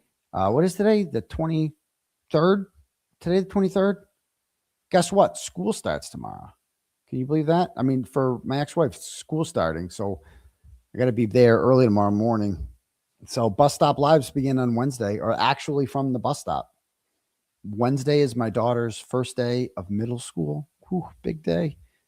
So we're getting her on the bus earlier, the yellow Target. And then my son, his first day on the bus without his sister, and elementary school. And then bus stop live. We're actually from the bus stop. So we're back in business, baby. Let's go. Okay. Yeah, exactly. We're supposed to ignore, I mean, one deletion out of 4,000 Google searches, just one, just that one. Yeah, right. Anyway, I enjoyed that interview just because it brought me back. I love talking about this case. I love, like, if you guys want to keep this case in the spotlight, we will keep this case in the spotlight, and the facts are on our side. You guys want to fuck? We can fuck all night long. Let's go. I shouldn't have to pay for the legal expense of this, but you know, that's why you people are awesome. That's why you guys are going to have my motherfucking back. I love all you fucking people out there so much. I do. And that's what makes it so mad. That's why BLT and Crawford are crying every day like little bitches they are, because no one likes them. No one likes them. And no matter how, and they want to be on Team Turtle. They do. That's why, BLT was like on when Machado went at him when Machado went at him in last August, he messaged me. Let me see if I have this. Brian LTL. Okay. So he messages me like freaking out about it because he wanted to stay on my good side. He goes, "Hey, buddy." He messaged me on June 18th. He goes, "Good work, buddy. And thank you." That was the day Cameron was quitted. Thank you. And he goes, August 13th. This is the day Machado went at him. He goes, "Hey, buddy, listen to your show tonight. And thanks again for the kind words." I must have said something nice about him. "I know you're a receipts guy, and I am too. I never interviewed a cadet on my channel, but I know everything that happened and can back it up with visual receipts." Whatever that means. And as any good journalist knows, sometimes you really have to protect your sources. And I really do have to this time. Right. "Please trust me on this. I got it. And everything will eventually come out." I go, "What do you mean you have the video?" He goes, "When I see you, we'll talk. Okay?" I go, "Okay." That's not exactly convincing. And then he says, and then I messaged him on the 16th and I go, "I'm going to talk about the thing tonight with you and Jess. It's nothing personal. I like you both, but it's what everyone's been talking about. I think you should go on with her on her show and hash it out with her. Just my opinion." He didn't text back. And on August 17th, I go, "You should jump on Will's and hash it all out." Because I'm a hash it all out guy. Let's fuck. Let's get out there. And I go, "If you go on, I'll go on." Right. And then he goes, "Thanks for reaching out. I'm sorry I can't right now. I'm out visiting some family friends tonight."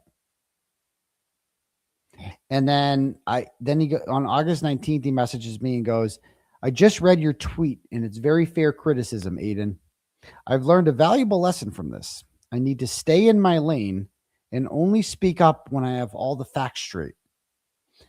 I need to dig more and ask more questions before I open my mouth.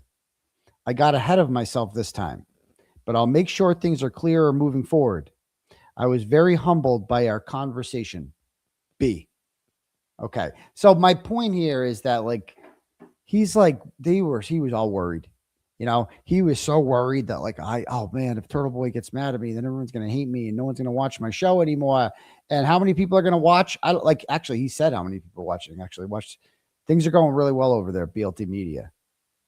Fucking with Turtleboy worked out real good for him. What did he say? Watch this. We've increased the crowd a little bit here tonight. 44 people in here. Oh, 44. We got about 185 across. And that's always what we've done here on the channel. Always. Yeah, and we've increased the crowd a little bit here tonight. 44 people in here. We got about 185 across. And that's always what we've done here on the channel. Always what we've done. Yeah, So anyway, 44 people, big crowd. So 44 people. How'd that work out? There's a reason Crawford reached out to me in February. What did his message say? And this is when things weren't going well. Like fucking with me and being I'm going to take down Turtleboy didn't go the way they planned. Turtleboy derangement did not go the way they planned. So he messages me and he says on February 3rd, he goes, "If you think I've said," and this is when everybody realized Meredith was a fucking lunatic by this point. And he's they realized they hitched their train to the wrong wagon. They were like, "Fuck, what did we do?" They lost their whole audience. Everybody hates him now. They made fool. They spiraled. And at this point, Crawford reaches out to me on February 3rd because he's spineless and he thinks I'm going to sue him for some reason. And he's worried about it. So Crawford reaches out to me and he goes on February 3rd, he goes, If you think I've said anything defamatory about you, I would definitely appreciate and consider retracting. Or you said a lot, but I don't give a shit. You've also said things about me that aren't true. What, your girlfriend's 80? Okay, I'm sorry. She's 75. My bad. Honestly, don't want more drama or war with you. Trying to move on. Yeah, exactly. Don't you love when they all throw up the white flag when they realize this isn't going the way I hoped it would? Like, oh yeah, I tried to fucking start a war with Turtleboy, and shocking, it didn't work out well for me. It didn't work out. Maybe I shouldn't have started that fight. Honestly, don't want any more drama war with you. Yeah, I wouldn't either. You have court cases, and I have a life. I do regret responding publicly. Shit got to me. I go, I wasn't suing you. He goes, good. I don't want to see you go to jail, even when I was mad. Oh, thank you. I'm not as mad now. So he's calmed down. This is a real serious person. I go, closet baby. That's all he said, closet baby. And he goes, they call me Crawford now. And he goes, I took that down. Pretty sure anything you want me to take down, just send a link. No, I'm not asking to take shit down. I don't need you to take anything down. I don't give a shit what you say. I go, my psychotic ex-girlfriend filmed me having a panic attack after telling me she was going to tell the police that I hit her, so I go to jail. Then she posted it before I said a word about her. He goes, it's a mess, and I regret posting that. So this is him like trying to get back in, apologize, throwing Meredith under the bus. Like, he wanted Daddy to be back, you know? But anyway, yeah.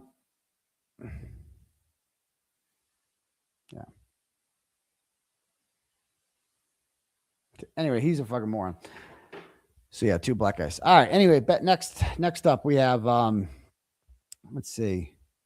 The other Mary B sends $5 and goes, free Turtleboy or get the fuck out. Mike farted. Yes, he did. Never forget. Hillary sends $10 and goes, not getting a good feeling from Dave Wedge. Sorry. On Billy Bush's presentation, he stated that he was interviewing the O'Keefe family, perhaps a fraud with the facts. Everyone's afraid of like offending the O'Keefe family, and I just never was because I don't like them, and that's it. I didn't dislike Paul initially because I thought Paul had hope. I never liked Peg. Everyone's like, Peg's the one I hate the most. I don't like Peg Leg. Okay. I don't like her. You don't have to like Peg to be like, Peg sucks. Okay. Karen hated Peg too. And I understand why. I mean, imagine that was like your mother-in-law that you're dealing with. That was your boyfriend's mom was Peg Leg.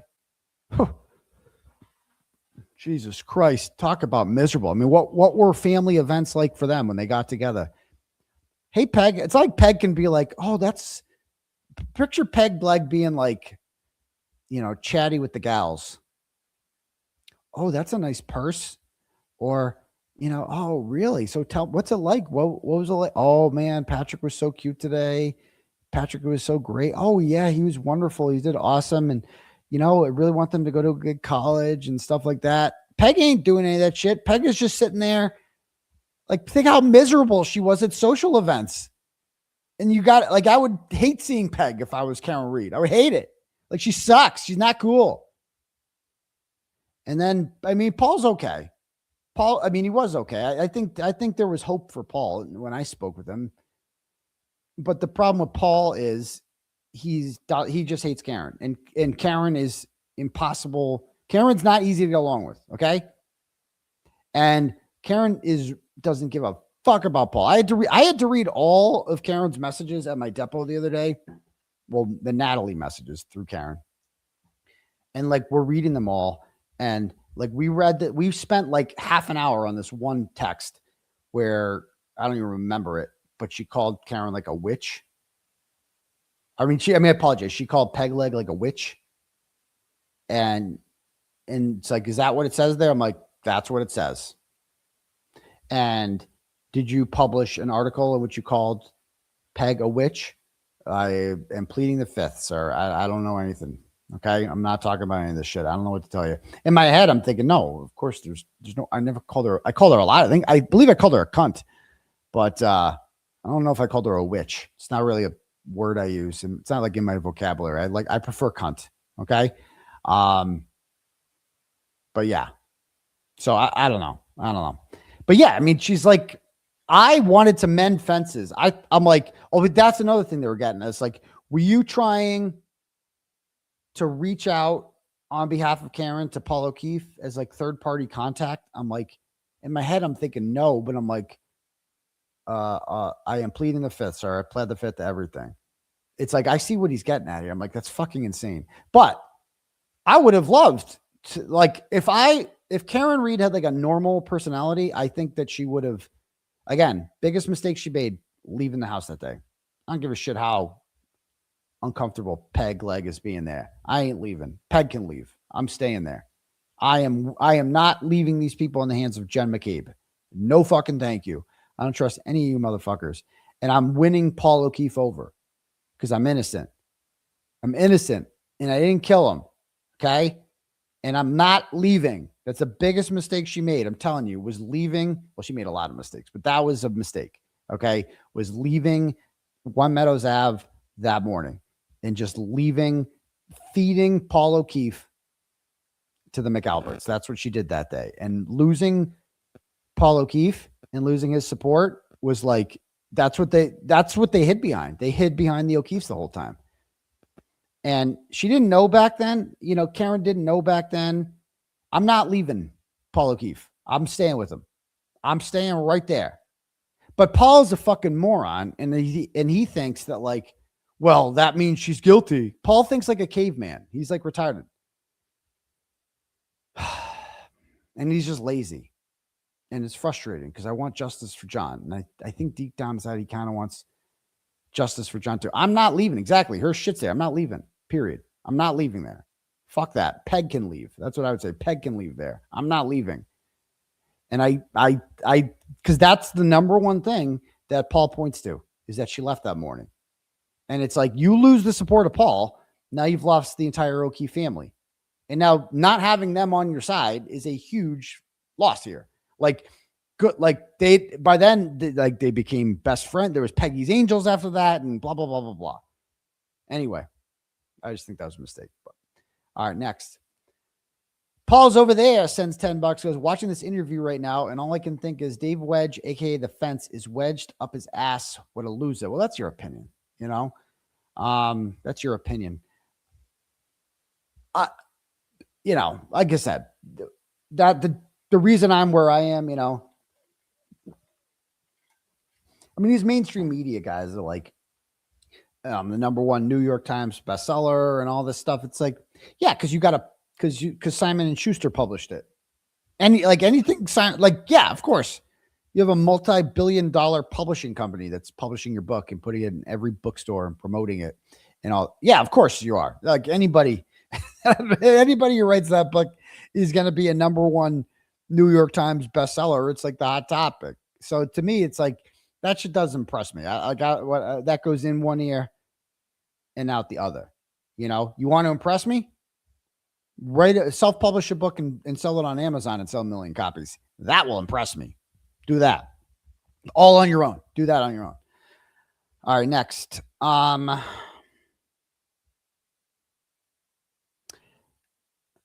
see. I think this is, did I read this one over from Hillary? $10. It says, Turtleboy, your journalistic instinct on Wedge in this interview is right on. You are a rock star. Yes, on hot mics with Billy Bush and him. Yes, he said that you crossed the line. While investigative reporting has changed due to the internet, the law needs to catch up quickly. Investigative journalism activists.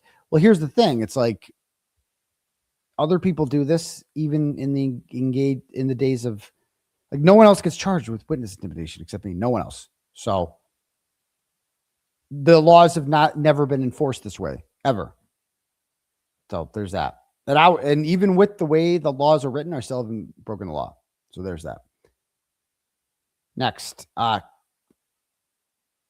Kelly sends $5 and goes, dude uses more Botox than, I'm not going to say the name there.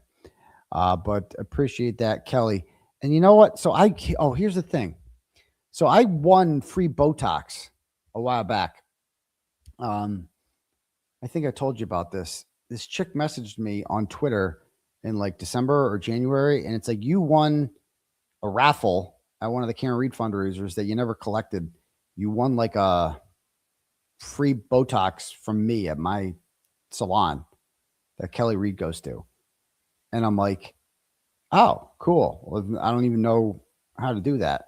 I know bitches be doing that all the time, but I don't know how to do that. But then I was thinking about it, and I'm like, you know, maybe I could be like content. Turtleboy gets Botox. I turn everything into content. I'm not like Machado. I don't broadcast every single aspect of my life, but like that would be kind of funny. Like me getting Botox would be funny because I'm like, I'm like the least, like, watch the opening clip there with Bay Harbor Beauty and the salon. Like, I don't know what the fuck I'm doing, but it'd be, you know, before the trial, why not get a little Botox? If it's free, I don't have to pay for it. Why not do it? Everybody's doing it these days. Might as well do it. You know, I got a stylist. So there we go. Hold on, I'm going to text here.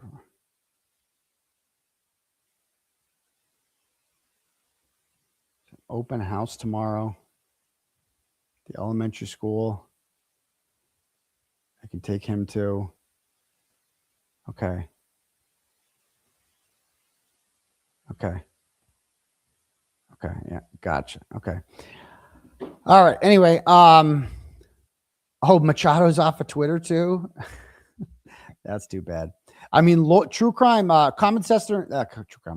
common investigator, Lauren with an O, is getting more views watching Machado's shows than Machado's getting on the shows. Like, I tuned into her yesterday.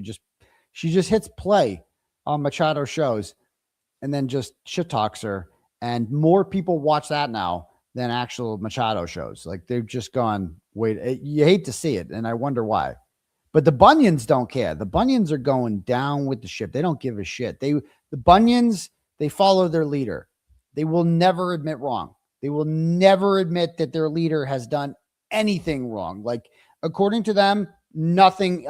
This is the only logical way that this could have played out.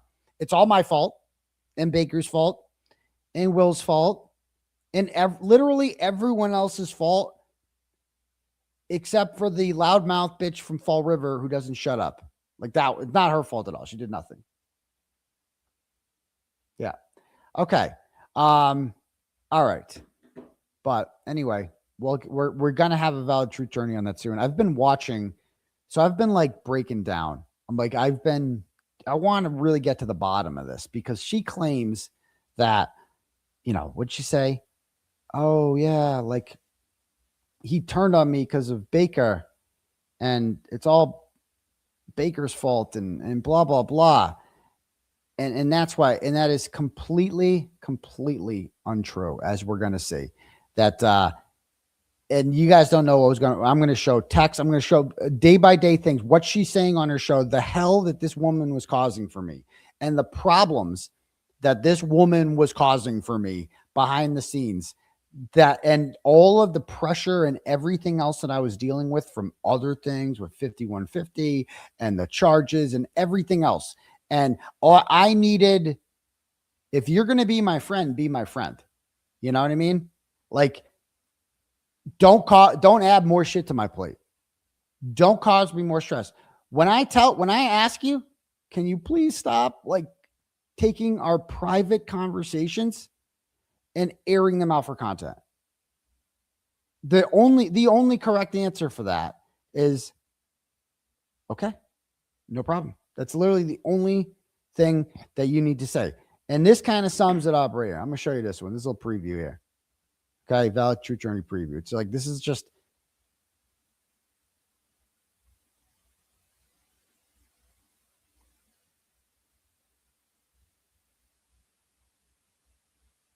October 24th. Okay. I should have asked last night, but please do not mention that we spoke on the phone on your show. Okay. I'd like to keep our conversations private, remain private.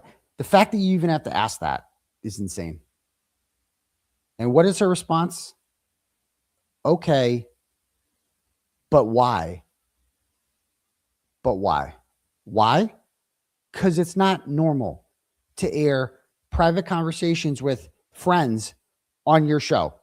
Like, that shouldn't be the default. I shouldn't have to ask you not to do it. Okay. And that went on for so long. Like, it was just constant airing of very private conversations, right? That I repeatedly asked her to stop doing. And the shit that caused me, the mental anguish that caused me, the money that caused me, right? And we're going to go through all that. The turmoil, and go back and watch the episode. And let's just show this one right now. Fuck it. Let's do a little preview of Valid Truth Journey. Let's watch this.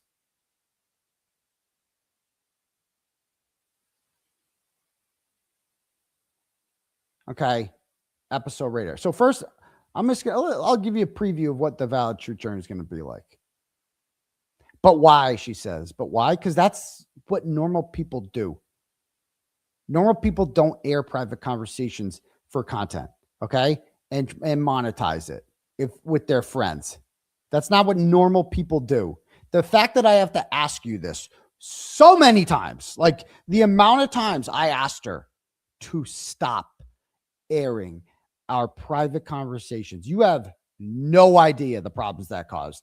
No fucking clue. And so for her to get up there and just be like, I was such a loyal friend, I did that. You were the exact fucking opposite. You gave up your seat for me in court and never shut the fuck up about it. Ever. And I totally forgot that I saved the seat for you outside of court every fucking day. Because you had no one, there were no bunions then. There were no bunions. There's no one to sit in your seats. No one. So I got you into court every day. Okay. Without me, you don't get into court because there's a long line of people every single day. Only 10 got in. You get in 0 days. If you don't get in that courtroom, there are no juror tweets, are there? And then you don't have any Twitter followers. And then you're just some bitch at the fucking Herald talking into the void. That's all you are, because no one followed you any of this shit. And so many people told me about her. And this whole thing, I do everything for her. You did shit for me. You did nothing. You did nothing for me. Everything that you did for me was really for yourself, benefited you. Nothing. And so, for example, here's a little preview of the Valid Truth Journey. Okay. This is December 15th. Okay. Her morning stream. Now, keep in mind, okay, a little background on this. I am going through shit with 5150 at this time. 5150 is sharing all of my privileged communications with me and my attorneys, amongst other things there, and it's causing a lot of problems behind the scenes, okay? And I tell my friend, Jessica Machado, about these problems. What does she do? Next day, every fucking day, talks about them. Talks about them. How do you think that looks to my legal team? So not only are our privileged communications being shared on Twitter, because you shared them with your psychotic ex-girlfriend, as if that wasn't bad enough. Now, you're telling people, you're telling this reporter, I thought this person was a reporter, and you're telling her about the problems that this is causing, and she's broadcasting them on her fucking show every fucking day for money, to make money, because this is what people, I have the tea. I know what Turtleboy's saying. I talked to Turtle. I'm going to call Turtleboy. We talked last night. Guess what he told me? Oh my God, guys, I have the tea. I have this. That's all I was to her. I was just something that she could use to benefit herself. I was never a fucking friend. She was never a friend of mine.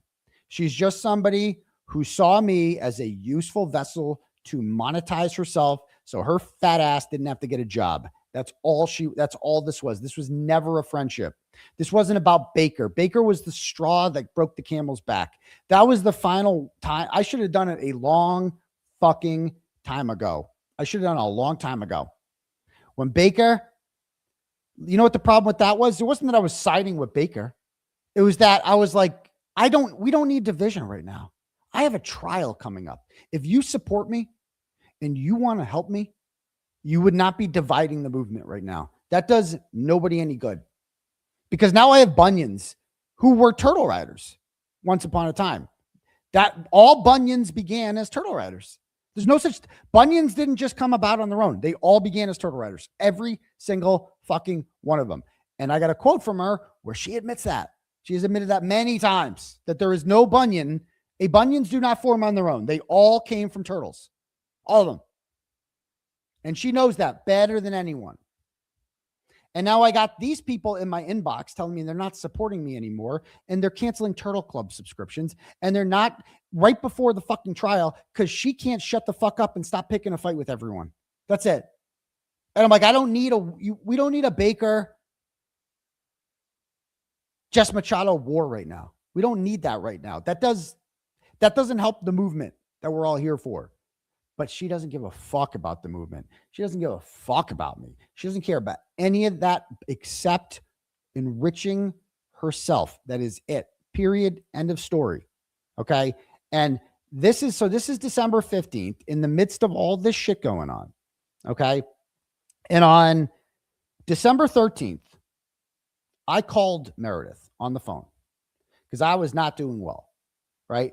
And it was like a last resort thing. And I talked it over with some actual friends, not just Machado, who hate Meredith and know everything that she's done to me. And the way they talked, they heard my voice and they were like, you have to call her and beg her to stop. Like, cause I see the way this is affecting you now. Like I canceled the show that night on the 13th, December 13th. And I called her and I like pleaded for like an hour, like, please stop. You're going to fuck everything up. You win. I took down my shows about Meredith. I literally begged for mercy. Okay. Please stop. We get it. You win. You win. You're going to share every single fucking private message. You're going to try to divide my legal team. You're going to try to fuck everything up. You're going to help the McAlbert. You're going to do it. Please stop. You win. I surrender. I called her up and I surrendered. Okay. And I'm like, please stop. The next day, December 14th, I go to the Patriots game that day. And after the Patriots game, 5150 decides to go on Twitter and post that I called her the night before, which is shocking to some people. Okay. They couldn't believe I called her. Like, oh my God, I can't believe you called her. But you don't know what I was going through. Okay. So you don't need and I called her because I surrender. You win. You fucking win. I give up. Please stop. It's fucking Christmas. Please stop. And that's it. Okay. But Machado doesn't like that I called her. Okay. And so in the post, Meredith also posts that 𝗏𝗏𝗏𝗏 quit. I don't know if you guys remember. She posted that 𝗏𝗏𝗏𝗏 quit. That was untrue. And I certainly never told Machado that 𝗏𝗏𝗏𝗏𝗏 quit. She got her news from Meredith. Okay. And this is how that stream goes down. Imagine the shit that this causes me. And I'm going to keep the chat up there because the chat's important when you see how this is affecting popular opinion and turning people against me in shit like that. A friend wouldn't do this. I wasn't going on my show turning people against her. I wasn't doing that. Okay. Very grateful. Very grateful. Yeah, right. So let me get the timestamp here. Okay, so first of all, let me play this part. 7 minutes.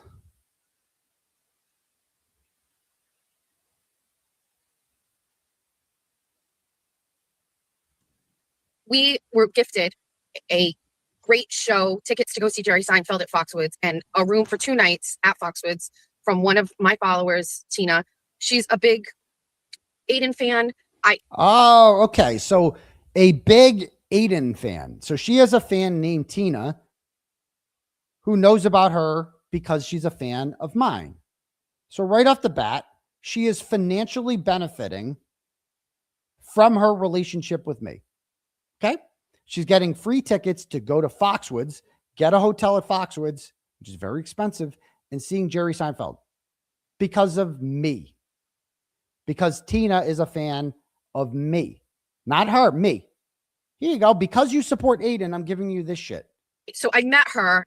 It's the craziest story. I can't tell it. I want to tell it so bad. Okay. I just want to tell it so bad. But it's her story. And I didn't even ask permission if I could tell it. But I met her for a drink when we got there. And it turns out like she's a hot shit. And I think I talked about this on my failed members only live on Saturday, that like I would have hung out with her all night and talked to her. But poor Jeffrey was sitting on the side of me. And you know how Jeffrey is. Jeffrey wants tensions. And it's his birthday weekend. And so I had to say to Tina, you know, Jeff just wants a little bit of attention. And I thought it was great to meet her and sit with her, but it was a challenge after the show because Jeff was like, I would like to hang out with my wife. I thank Tina for it, and I was like, I got it.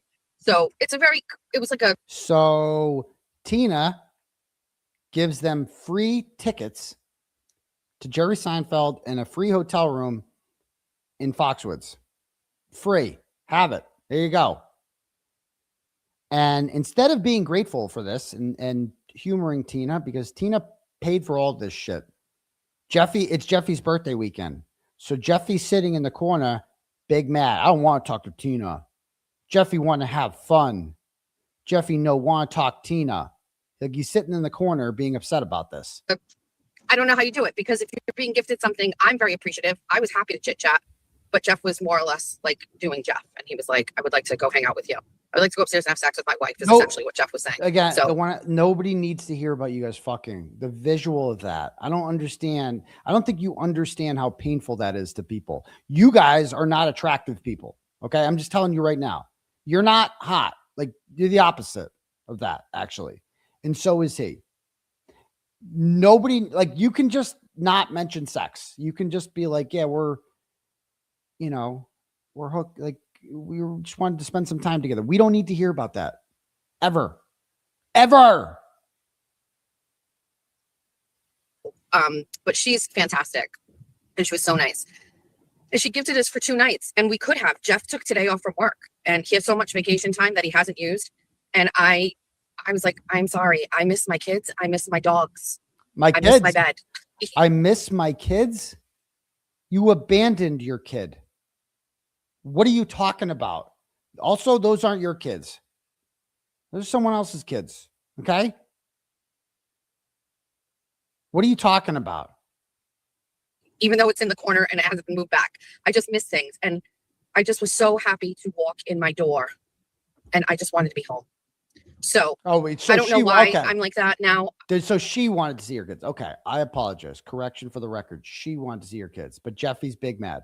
So 2 nights there. 2 nights, free hotel, everything. Jeff can't even make small talk with the girl who gave them this free shit, who only gave them that shit because she is a fan of me, period. I don't know if it's because I'm older, because I know a lot of people that they are very happy. Maybe when all my kids are gone, and we're getting closer and closer to that every day. But right now, I just... Okay, so then she talks for 40 minutes, and then she talks about how she's going to know she made it in life. Talking last night, he said, I listened to all of your shows. How much for you to take your family to dinner? And I went, oh, you listened to my 24 and 24. And that was the one where I said, when I hit a certain point or a certain goal for myself professionally, I want to take my family to dinner. And this man is offering to fund that. And I said, I have a real problem with this because it feels not right. And one of the messages I got from some. So you know you've made it in life when you can afford to go out to dinner. Okay. And but this guy is offering to pay all share. It's like, okay, so this guy's going to pay for you. Okay, that's great. Congratulations. You can afford to take your family out to dinner. Awesome. You're supposed to pay. Okay. Anyway, next part. She talks about the Meredith call. What Meredith's post from the night before. Okay. Ready for this? Thank you. Okay. How do I feel about Meredith's post about Aidan calling her? I wanted to bash my head up against a concrete wall when I read that. Bash my head up a concrete wall. Bash it. I texted Aidan yesterday. Before I left Foxwoods. Just doing a wellness check. How are you? I got no response. I did not get a response for the rest of the day yesterday. I was at the Patriots. I was not paying attention to anything going on until I came home. I didn't know that he was at the Patriots game. I didn't know he was at the Patriots game with that girl. I didn't know that he called Meredith. I did know that 𝗏𝗏𝗏 was getting the axe. I talked to him on Saturday. I did know that 𝗏𝗏𝗏 was getting the axe. I talked about him. I talked to him on Saturday. So there she goes, blasting blatant misinformation that I never told her. Broadcast, first of all, she's broadcasting a private conversation and she's broadcasting it wrong. Okay? This isn't some small lie. Like Aidan's high-profile defense attorney's gone. That's not a fucking small lie. And you're allegedly a reporter and you're putting this shit out there. Okay? And your source is Meredith's post. But now you're saying your source is me. And I never fucking said that. Ever. Because he didn't quit. That is completely untrue. Completely untrue. I was upset about the 𝗏𝗏𝗏 messages being posted out there. That was very problematic. Okay? That was causing me a lot of stress. But at no point did I ever say he's like absolutely fucking not. Completely made up. Did I ever tell her that? I told Meredith, like, I get what you're trying to do here. You're trying to get him to quit. I see what you're doing. You're trying to upset him. I get what you're doing. Stop fucking with my lawyers, please. I beg you. I go, please stop. I go, fuck with me all you want. Post whatever you want about me. I don't care. Please stop posting shit about my lawyers. Okay? Please stop. Please. I don't need this in my life right now. Please stop. I have feelings on that. I have feelings on the 𝗏𝗏𝗏 thing. So I assume. Of course you do. Of course you do. So here's my take on this. And then she attacks 𝗏𝗏𝗏 for abandoning his client. This is her next thing. Which he never did. Like Mark 𝗏𝗏𝗏. But based on his work, and I've seen, obviously you and I, and we've all seen. Yeah. Okay. He's unbelievably succinct. And the kind of person I am. I want like urgent, like to the point. Let's go. I think that the stuff that he's done for Aidan's case is fantastic. Right. I personally don't look at Aidan's antics as a reflection on 𝗏𝗏𝗏 or Mark. And I'm saying this without looking at the chat. So I just want to give my clear opinion on this. So I think that it's actually the opposite. So this is a hot take. Aidan is charged, like he's like in the criminal column, right? Even if he gets off, he's being charged. So he's a criminal in the criminal column. Criminal. The attorneys are in separate columns. I don't look at what a criminal does as a reflection on the attorney. And case in point, if somebody like is charged with murder, like Karen Reed, you don't look at her behavior reflecting on them. Or let's say somebody who actually did commit a crime, right? Let's say somebody who did. I don't look at that attorney and I say, oh, like that person's a loser. Like I don't. Like you have a job to do. Your job is to defend your client. And the people who care about your client are hoping that you do that job well. So I know that there is some stuff here where, people are saying that 𝗏𝗏𝗏 is feeling embarrassed about Aidan's behavior and his choices and things like that. And I am hoping that that's not the case. And this is just coming from some sort of a legal thing here. But at the end of the day, I personally don't think Mark should have cut him out and quit. I think Mark. So she's now talking shit about 𝗏𝗏𝗏, saying it's fucked up he quit, which he didn't do. Imagine the problems this causes. That you have this person is perceived as being close to me. And she's out here spreading complete misinformation, which now the antis are all running with. And they're all tagging 𝗏𝗏𝗏 and they're tagging 𝗏𝗏𝗏. And they're like, oh, ha, ding dong, the witch is dead and Crawford's doing it too. They are loving every single minute. The amount of destruction that this caused behind the scenes was unimaginable. And I told her this. And I call her on the 16th, and I was furious. And I'm like, can you please stop? And you know what she did the next day? Went on her show and said, oh my God, Aidan called me last night and he yelled at me. We're going to go over the whole thing in the Valid Truth Journey. We're one day at a time, though. Mark should have stayed on. I don't think you abandoned your client for whatever reason. I think that there's more than enough of documentation of the way that Aidan is as a human being, that when you jumped on and joined this case, you knew what you were getting into. Oh, blame him. And I just don't think that he should have left him. Now, that's coming from a place of somebody who is maybe people don't even think I'm a real friend, but is a place where I just will continue to stand behind Aidan, you know, blind loyalty with mitigated risks. You know what I mean? But also I can control those risks. Maybe Mark can't. I don't know. I don't love it that he stepped away. It's talking shit. And case in point on this, I don't see Bradel stepping away. You know what I mean? Like, is Tim going to cut him off too and say, go get new attorneys? I don't know. I just want. And so many people in the chat are telling her, is this confirmed? I know Meredith's saying this, but is this confirmed? So many people in the chat are saying that. Like all the rumors, did Aidan fire him or did he quit?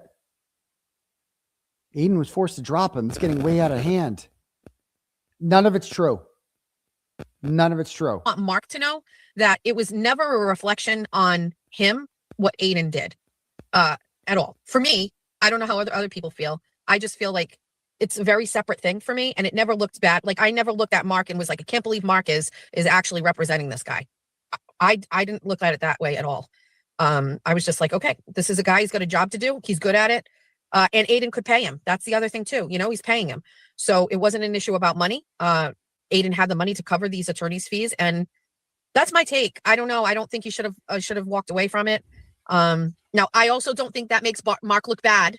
You know what I mean? Like, I don't think anybody's looking at it the way I look at it, which is like, you know, he abandoned him. I don't think it's going to hurt his reputation. Like, he's just talking shit about 𝗏𝗏𝗏, accusing 𝗏𝗏𝗏 of abandoning his client. None of this happened. He's still, so later, because of her, we were going to ignore Meredith. Who gives a fuck about what Meredith's posting? Right? Just ignore her. That was our policy with her. But Jess Machado is perceived to be a friend of mine. She's bragging about our private conversations. Oh, he told me on the phone. He told me. Nobody believes a word Meredith says, but people believe Jess. And that's the problem. She had credibility.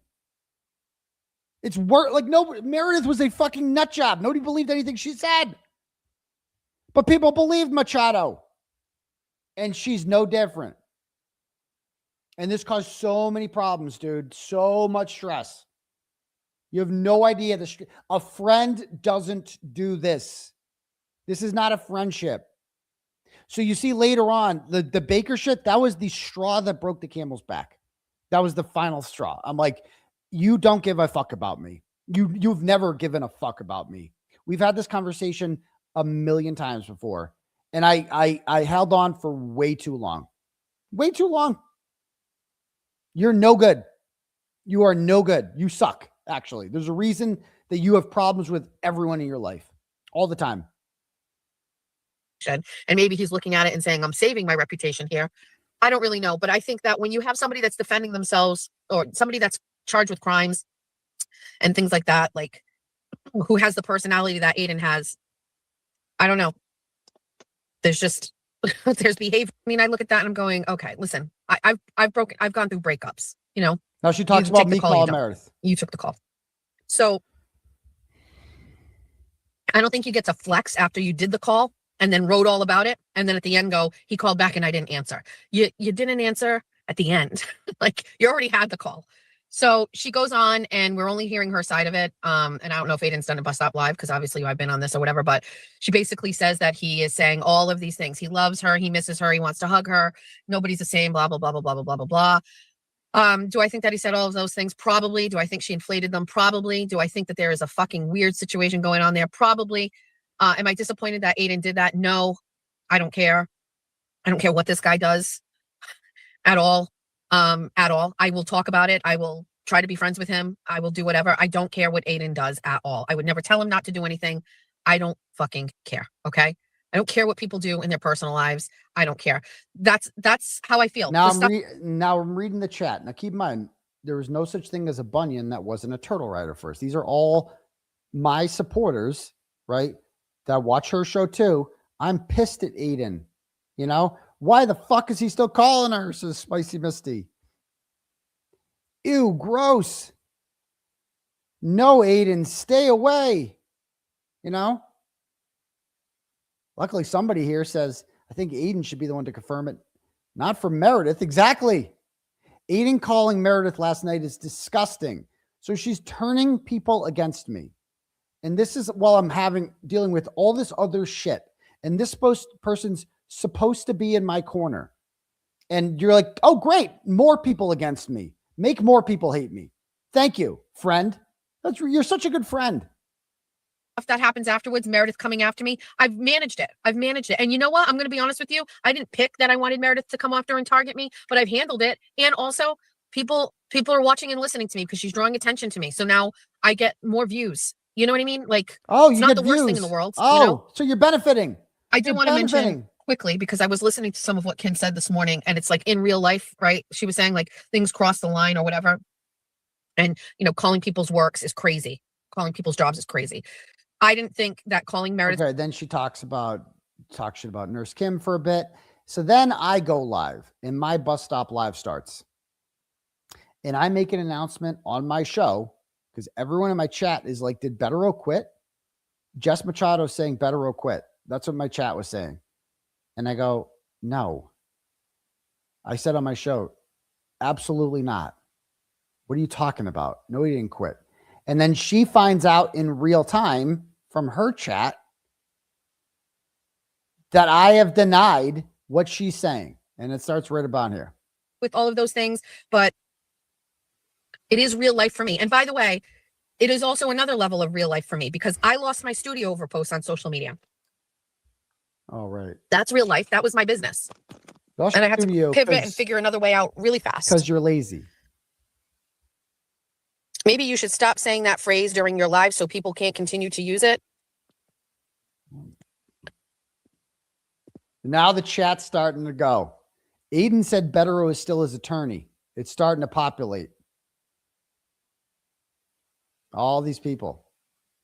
Like, correction, folks. Mr. 𝗏𝗏𝗺 has not quit. But thanks for muddying the waters. She's going to notice it in a minute. Kim didn't mention you or blame you at all. I know that, but I know how people are going to interpret that. I listened. And it has nothing to do with me.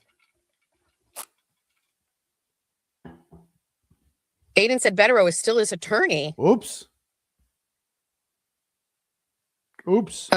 Oh, yeah. Better look into that. Maybe you should ask. All right, I can read comments now, so let me try to read these as they're going. Maybe you should confirm. 𝗏𝗏𝗺 is still his attorney and is remaining his attorney. Yeah. Stop. Yeah. Maybe you should. He hasn't formally withdrawn. No, he's not withdrawn informally either. No way. He just said that in his chat 2 minutes ago. Yeah. Yep. You could have texted and asked. So why did Meredith put up a post and say? Because she's Meredith. Wow. Because she's a liar. Because she's Meredith. Yep. Did MLF get blocked from here? Change the subject. I don't know. No. Aidan is saying he's still on. Why are we believing Meredith? Yeah. These are questions you should ask before announcing them. And spoiler alert, we're going to see in the Valid Truth Journey, she doesn't apologize for this. She doubles down. And she actually gets mad at me. Because although I never told her 𝗏𝗏𝗺 quits, she claims that like in our conversations, I made it seem that way. And that this was consistent with what Meredith posted. So she does not apologize. She's never wrong. When you're never wrong, you never have to apologize because nothing's your fault. Nothing's ever your fault. You're perfect. I mean, that's a pretty bold thing to say. Like I talked to Aidan and a lot of things. You know what? Yeah. Why are we believing Meredith? I don't know. Yeah. I don't know. Maybe you should think about that. Wow. Wow. Nurse Kim wasn't talking or referring to you. Change the subject. Yep. Let's talk about Nurse Kim. Yep. You're a victim of her too. Yep. Okay. Yep. Okay, so let me first of all back it up for a second because this is okay. Yeah. Back it up. Yep. Okay. Yeah. So Meredith is absolutely same. So okay. Oh, yep. What are you gonna do? How are you? Hold on, these are going too fast, and I can't see. How about Patrick Mahomes? Oh, change the subject. Yep. So on Saturday, after I got off of my show, Aidan called me and he told me that he was going to have a conference call and that 𝗏𝗏𝗄𝗏 was going to withdraw. Oh, so let's air more private conversations. That'll fix this. I never said that either. I did tell her that I was having a discussion with my legal team. I never said anything about withdrawing, but also, why are you airing this? Talking about what I've told you in a private conversation. You already fucked up. And now you're doubling down by airing more private conversations and putting more words in my mouth that I never fucking said. That's what he told me. And he was upset about it. And I'm not going to talk about how other things he was saying, but that is the last conversation I had with him. The next thing was I messaged him and asked and checked how he was doing. I didn't get a response from him. And then the next thing I saw was Meredith's post. Oh, okay. So first of all, everybody can relax. Oh yeah. Just relax. It's not like you're causing huge problems or anything. No, everybody relax. Melissa Hendricks, I'm on Aidan's page. I don't see, it was Meredith had put up a post. Yeah, she did. You saw the question by many, so now you're buying time? Who, me? Yeah. This is very hard. Now you're buying time. Exactly. Wait, what about Mahomes? Oh yeah, Nurse Kim, that's all you're doing. She's realizing in real time how bad she fucked up. And she's trying to think about how she's going to fucking talk her way out of this one instead of just saying, sorry. I'm so sorry that I've caused problems for my friend Aidan. That's what a friend would say. I'm sorry. Hard for me to follow these comments. Yeah. Keep talking your way out of it. Keep going. Just keep talking. Just talk. That is a logical thing to infer from your conversation. Oh, it's a logical thing to infer from your conversation. Okay. Never a good reason to believe Meredith. I'm going to be honest with you. Based on my conversation with Aidan on Saturday and then not hearing from him and seeing Meredith's posts, I guess I wrongfully assumed that he was removed. Oh, so it's just logical. Based on our conversation the other day in which Aidan told me things that I'm airing out private things that I've now aired out publicly.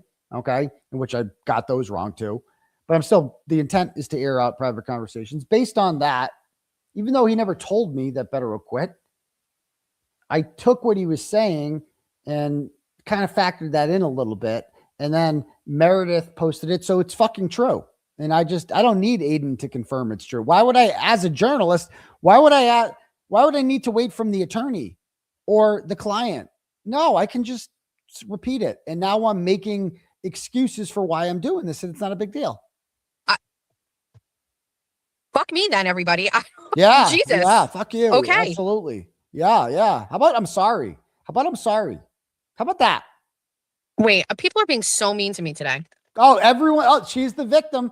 Here we go. And this is what she always does. She does something objectively shitty in which she's completely in the wrong. She's completely irresponsible.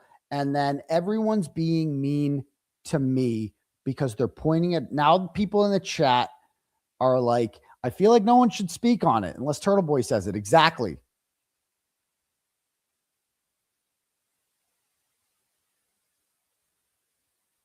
Aidan said 𝗏𝗏𝗄𝗏's still on. Maybe the call went differently.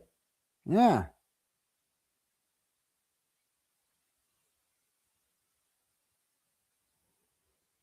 How the hell can texts between 𝗏𝗏𝗄𝗏 and 𝗏𝗏𝗏 become Twitter posts? Well, 5150.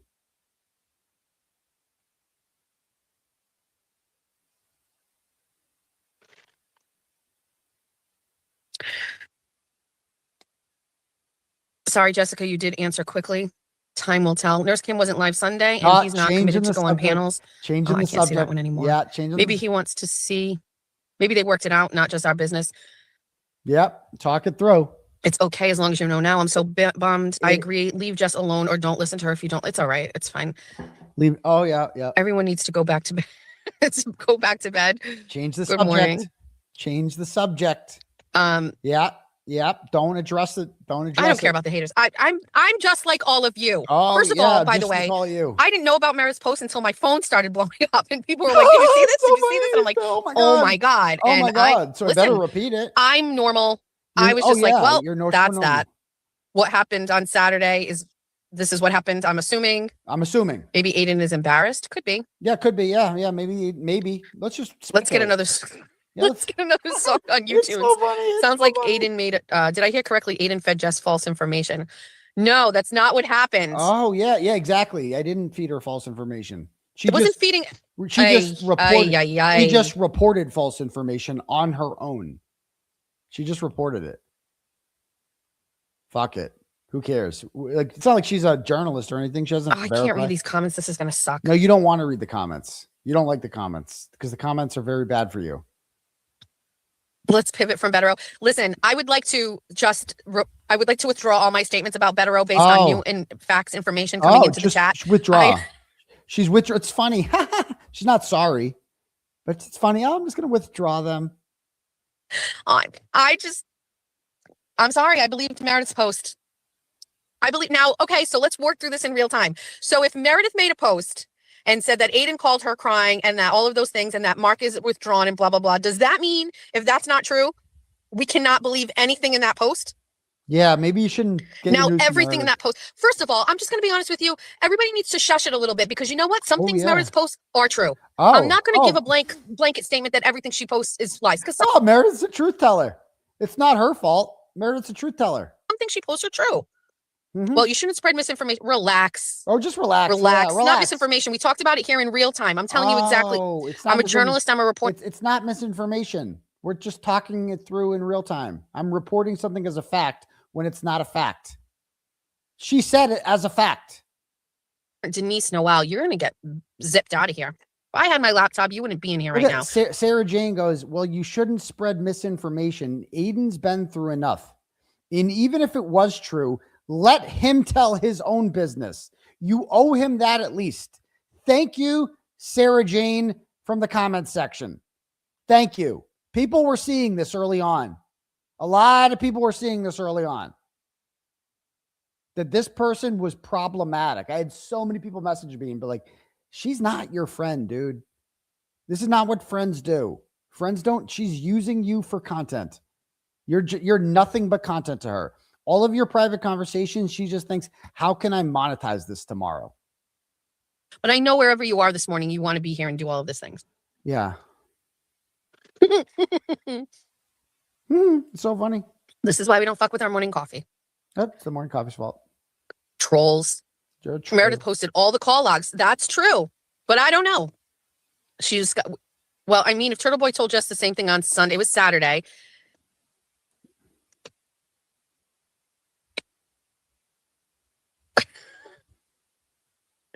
I know. Never skim milk. This is a mistake. She also said Lauren was at his house. Never skim milk. We know whole milk. So can't talk about that. Oh, can't talk about that, but I mentioned it. So if you feed the negative energy, it's just going to continue to grow. So I feel. Yeah. Okay. Who is trusting 5150? You know what? Because what she posted about Aidan calling her and being sad, that sounds like something Aidan would do. Oh, so it's okay. That sounds like something this guy would do. Oh, so it's maybe Baker stuck his dick in a fleshlight. It sounds like something he would do. This is who she is. This is the Baker was the straw that broke the camel's back. I've seen this show a million times before. It just seems like it. She says things that are untrue. And instead of just apologizing, she's like, well, it seemed like it was true. No, the correct answer is, I'm sorry. I'm sorry for causing problems for my friend, Aidan, right? I'm sorry. I'm really sorry. There's no excuse for it. I need to do better, and I need to verify my sources better. That's what I need to do. Oh, but I thought it was true. You know it, and I know it. You all read that post, and you were like, didn't she say that about Baker with the fleshlight? You know it, and I know it. He stuck his dick in a fleshlight. You know it, and I know it. That's what she always says. No, I don't know it. We don't know it. That's just something you say when you're making shit up. Oh, here we go. Like this, I'm laughing about it. It's not funny, but I'm very sorry. It sounds like something Aidan would do. It sounds like he would call Meredith and things are getting hot and stressful and tough and cops involved and all the shit like that and fucking screen recordings. And first of all, let me just back it up for a second. Let's back it up. 𝗀𝗻𝗃 𝗃𝗃 said that Aidan was a rapist, that he raped her. Okay, so we're everywhere. there. It's all over. And people keep dropping receipts about this to remind everybody. Now he talks to her. Okay. So just change again. This is what she does. Oh, she's like, I caused Aidan to have problems. So I'm going to just fix this by causing more problems for Aidan and bringing up more drama and bringing up more women in his life and blah. Oh my God. Oh my God. And whether it's to help his case or not, he's still talking to her. Okay. Blah, blah, blah, blah, blah. So if everything that Meredith has done to Aidan over the past month, right? Aidan calling her and telling her that he misses her and he wants to hug her is pretty on brand. Oh, it's pretty on. Oh, so we're just believing Meredith now. We're just believing Meredith now. Okay. For him, if you ask me. So I'm very sorry if I believed that, because it's not incredulous. It didn't have that kind of shock value. It didn't have a, I can't fucking believe he would ever do that. It was, I can't believe this motherfucker did that. That's the kind of reaction I had to that. Not, there's absolutely no way. Nope, nuh-uh. It was like, God damn it. That's how I interpreted it. Okay. So let's just get something clear. And anybody says like, none of this is none of our business. Not true. It's all of our business. Oh, it is on the internet. It's all of our business. For anyone saying that this isn't our business to talk about Aidan and spread misinformation about who his lawyers are, it's all of our business. It's all Meredith's posting about it, so it's okay if I do. It's all of our business. This person's a friend. I'm very sorry. Where do you get your white chocolate pistachio? We get this at Society Coffee in Somerset, but there is a Society in nobody gives a fuck. Taunton, and there is also one now in New Bedford. Doesn't Steve no, I don't think Aidan. Yes, I don't know about civil suits. Okay. Oh, it was a drunk dial. Oh, just learn from the chat. Learn the news from the chat. And she picked up the call too. So like, hey, listen, you know what? Maybe there was no call. I have no idea. Oh yeah, but just somebody is saying that he lost me at the LG thing. That was the final straw. I hate myself that we were allowing that whole thing. But again, it was supposedly for the whole court case thing. But why would Meredith unblock him? Great question. That's what I mean. She glazes over that, right? She's like, I picked it up because I heard that he wasn't well and blah, blah, blah, blah, blah. I don't. She's making excuses. She picked it up and she talked to him. That's it.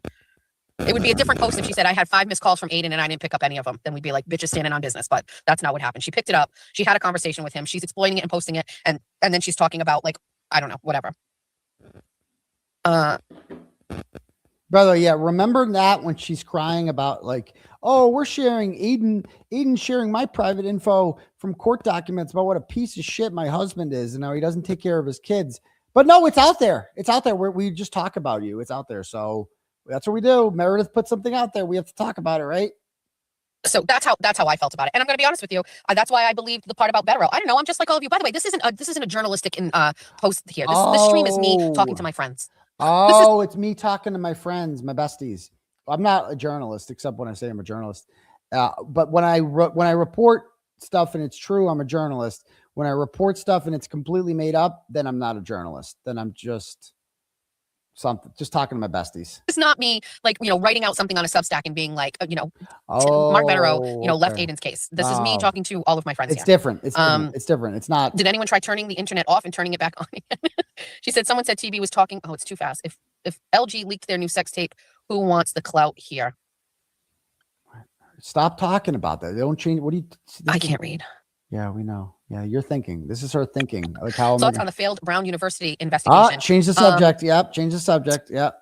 I have a friend that works there. Yeah. Okay. My take on that is, where are the surveillance cameras? How do you not know anything? To be honest with you, I was spending more time watching video footage from what happened in the Bondi. Aidan said Mark is still, it's going too fast. They just keep it hush hush while they search. That's, yeah.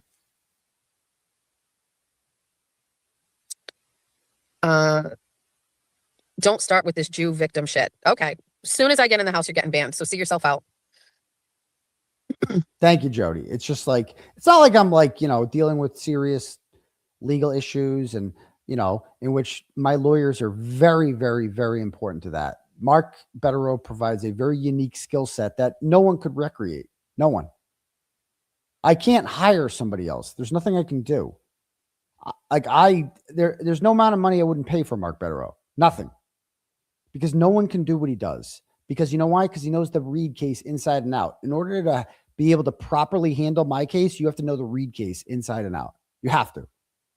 And that guy is a fucking encyclopedia for the Karen Reed case.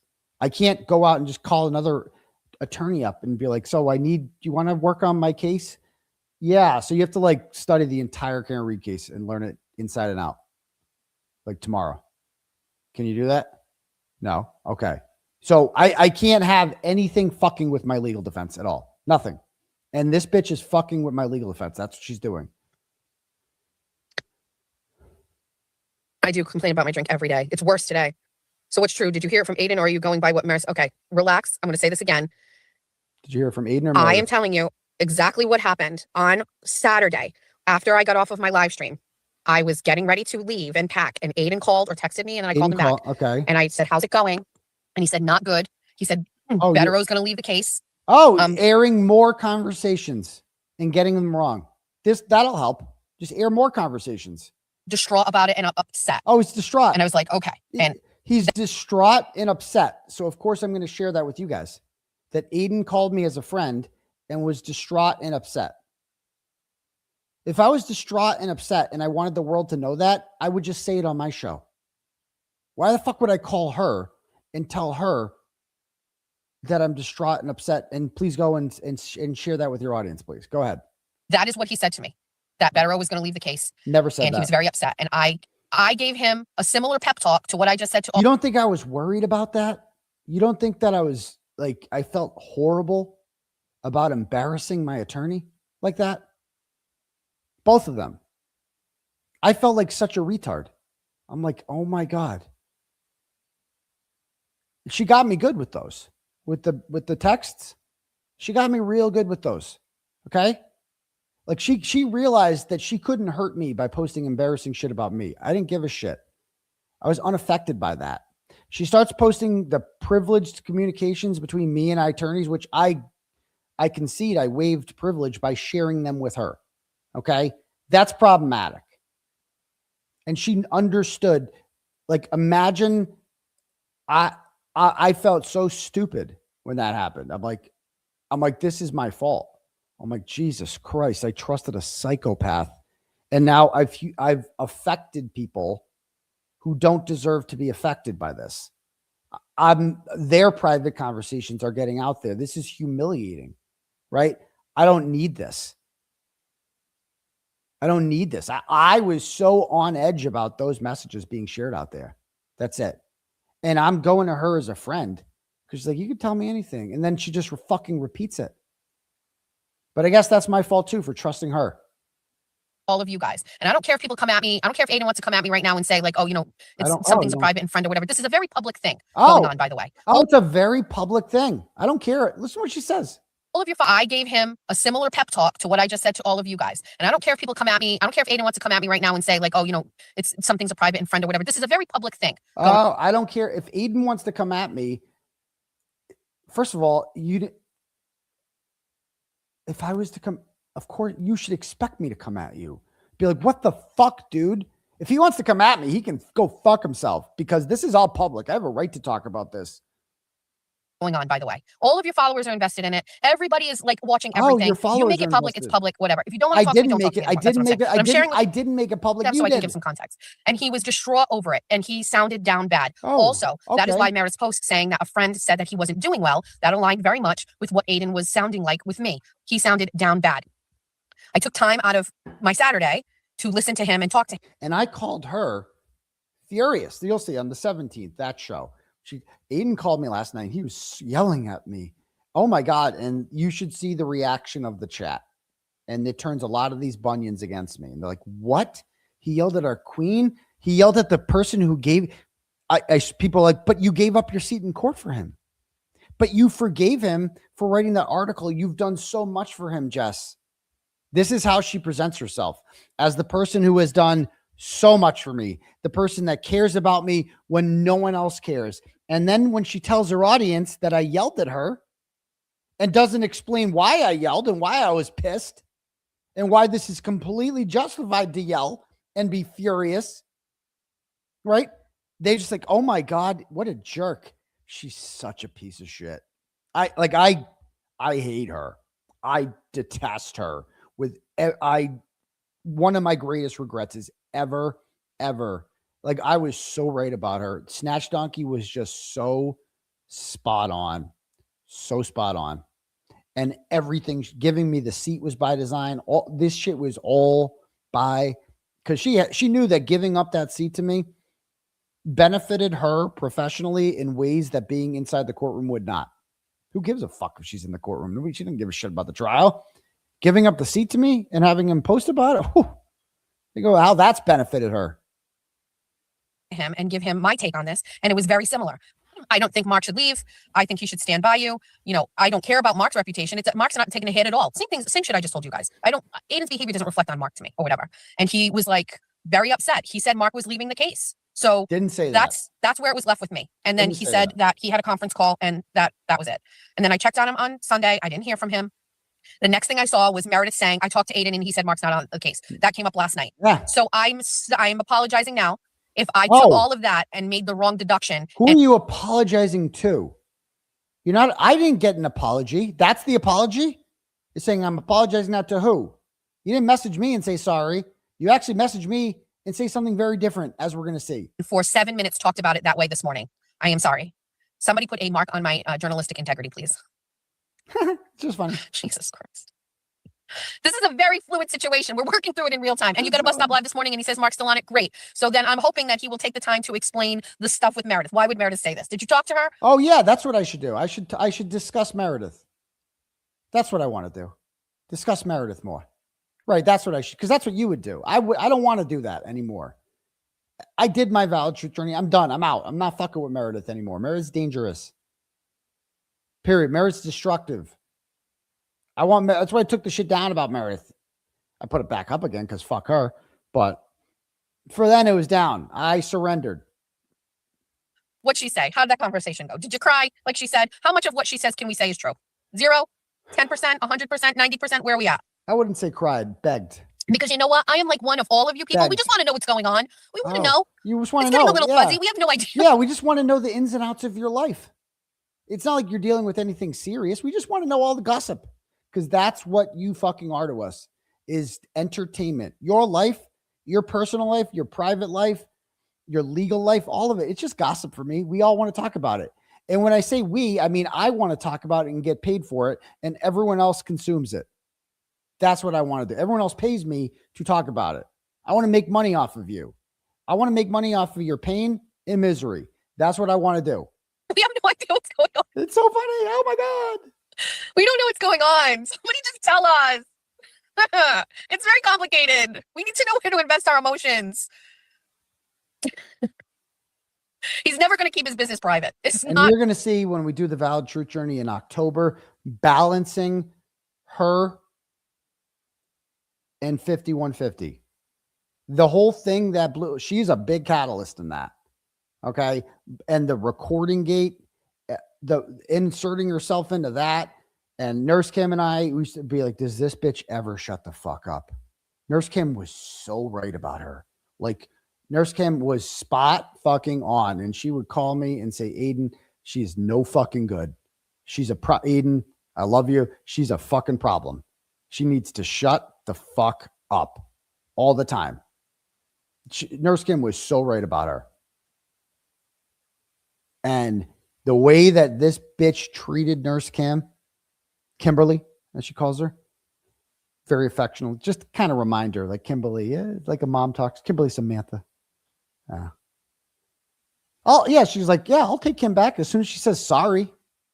As soon as she comes fucking groveling to me because she didn't return my message. Gonna happen. You said he was placating her. Oh my God. Listen, this is just, it's every fucking day, dude. Every day. It's every day. Mm-hmm.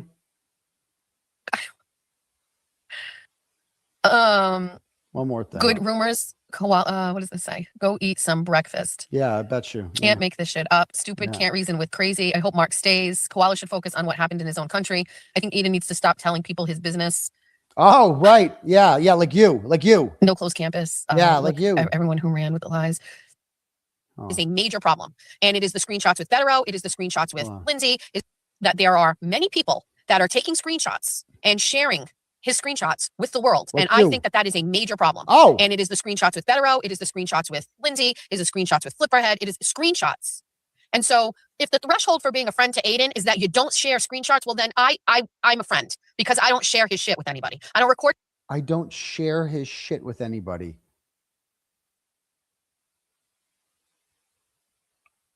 Holy tone deaf.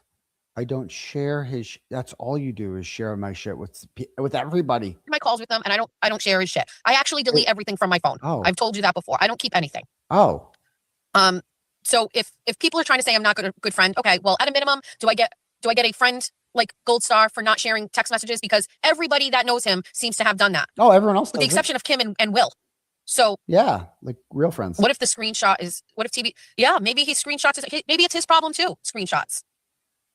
And I love Nurse Kim, and that's why when she came on and she was like, "It's just like listening to your friend on the way to work." It was so disappointing because it's like I know you. That's not how you really feel. You don't believe that. You know how problematic she is. You know it, and I understand she was just trying to put out the flames, and because she doesn't want to deal with this smoke either. Kim doesn't want to deal with this shit. She doesn't want to wake up every day and fucking have this deranged lunatic coming at her. Nobody wants that.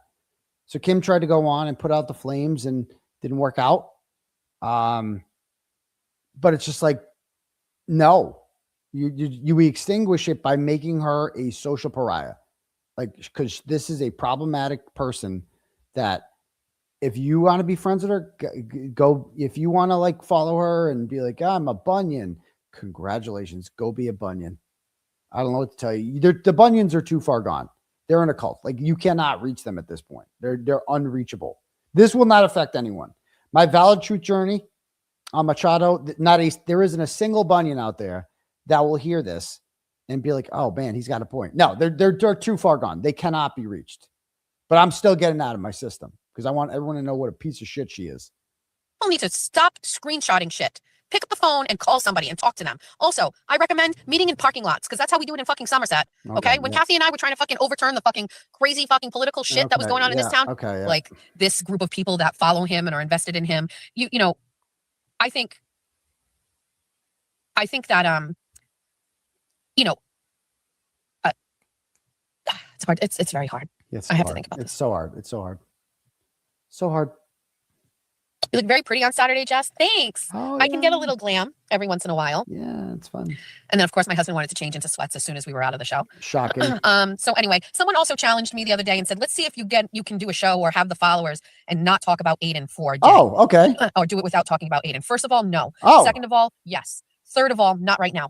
It's too much going on. We need to work through it in real life or whatever. Oh, he's like, so that does that not sum it up right there? Somebody messaged her and was like, I challenge you to stop talking about Aidan for a day. She's like, fuck no, he's my entire content. I have no identity without him. How can I do a show without talking about this man's personal drama and his personal life and the ending? Like, there you go. Does that not sum it up right there? I don't know what to tell you. All right, cool. So that's a preview. That's one day of the Machado. This might be like a 5-hour VTJ. And we'll go through it faster when I actually do it. I need it organized.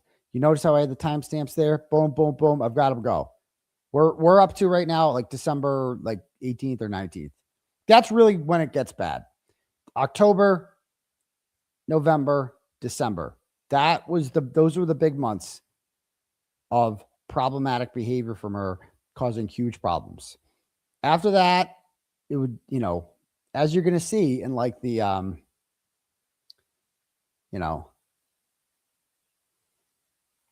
like when you go over here and you're like, okay, you see in the spreadsheet and you're like mentions, okay? Mentions of me. 3,872 times she has mentioned me on her show. but her show's not about me. Okay. And as you see here, like building her base is talking about me 66 times, 56, 64, 80, 40, 51. Look at December every day. 48, 22, 39, 72, 47, 55, 39, 26, 28, 58, 27. And yes, this is factoring in the fact, and I went through all of them. Anything that was Aidan, as in her son-in-law, didn't count that one. Didn't count that one. Okay. When I do shit right, I don't fuck around. I'm a very, if I'm going to do a valid truth journey, it's going to be organized and it's going to prove my point. There's not going to be any downtime, lag time. We're going to bang, bang, bang through it. Okay. That's what I do. I'm thorough. 72 times in one day. So this is like the big month. This is December. Then you see in January, it's still, still talks about me but it's a lot of single digit days. Lot of single digit days. It picks up. This is the day I went on and did an interview with her. 26,000 views. By far the biggest episode she's ever had. By far. By far. 1, 45, 13. Okay. So here and there, 28, 15, blah, blah, blah. But there's a couple days, there's a couple zeros there. But definitely not as big as December. Look at March. March not talking about me as much. And look at the corresponding numbers on the right. 3,700, 55, 55, 51, 54, blah, blah, blah. She mentions me once here, 2,800 people watch. 0, 4,200 people watch. 0, 4,300 people watch. 50, 13,000 people watch. You seeing the correlation here? You seeing the correlation? Without me, she doesn't have a fucking show. No one's watching. She can't monetize it. I am her cash cow. That's all I was to her. This is not a friendship. April is the month when Meredith tries to get the restraining order on me. Oh, good for views. Start talking about Aidan again. 12,000, 13,000, 22,000, 12,000, 10,000, 13,000. Oh, that's good. That's good for business. Good for business when Aidan and Meredith are having problems. It's good for business. And there we go. She has to. And then, of course, there's this whole thing. Okay. And then she's got a famous quote here. I didn't build anything. I'll just play this quote. We'll end with this one. I didn't build anything off of Aidan Kearney. Which might be the most hilarious statement ever told.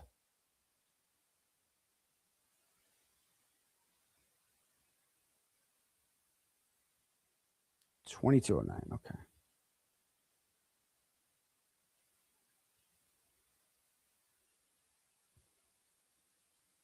And that got the attention of, I think, the biggest law tuber around, Melanie Little. And it paid off. I got a ton of fucking exposure for it. Wait, what'd you get, Summer? Talk about court documents when everybody else is doing it. I did something completely different, which is I talked about what people were wearing. Oh. And I talked about what people's faces looked like. Oh. And that got the attention of, I think, the biggest law tuber around, Melanie Little. And it paid off. I got a ton of fucking exposure for it. I didn't build anything off the back of Aidan Kearney. I built it off of my fucking back and my family and my talent. I didn't build anything off of Aidan Kearney. I built it off of my talent and my family, because everybody knows that the real reason that people are tuning into her is because they want to hear about how her son, who swears at her and had to have his last name changed at the age of 8, how he's buying a car or how he's working at Chili's. That's what people want to fucking hear about. It has nothing to do with me. Imagine saying that. Imagine saying that it wasn't built off of Aidan Kearney, and then looking at that data and looking at all that. But like, oh, that's my talent. I've said, you have no talent, bitch. You have one talent. Eating. That's it. It's very good. You have no other talents. Nothing. Which you do on your show a lot. But anyway, enough with that. We'll save that for another day. Yeah.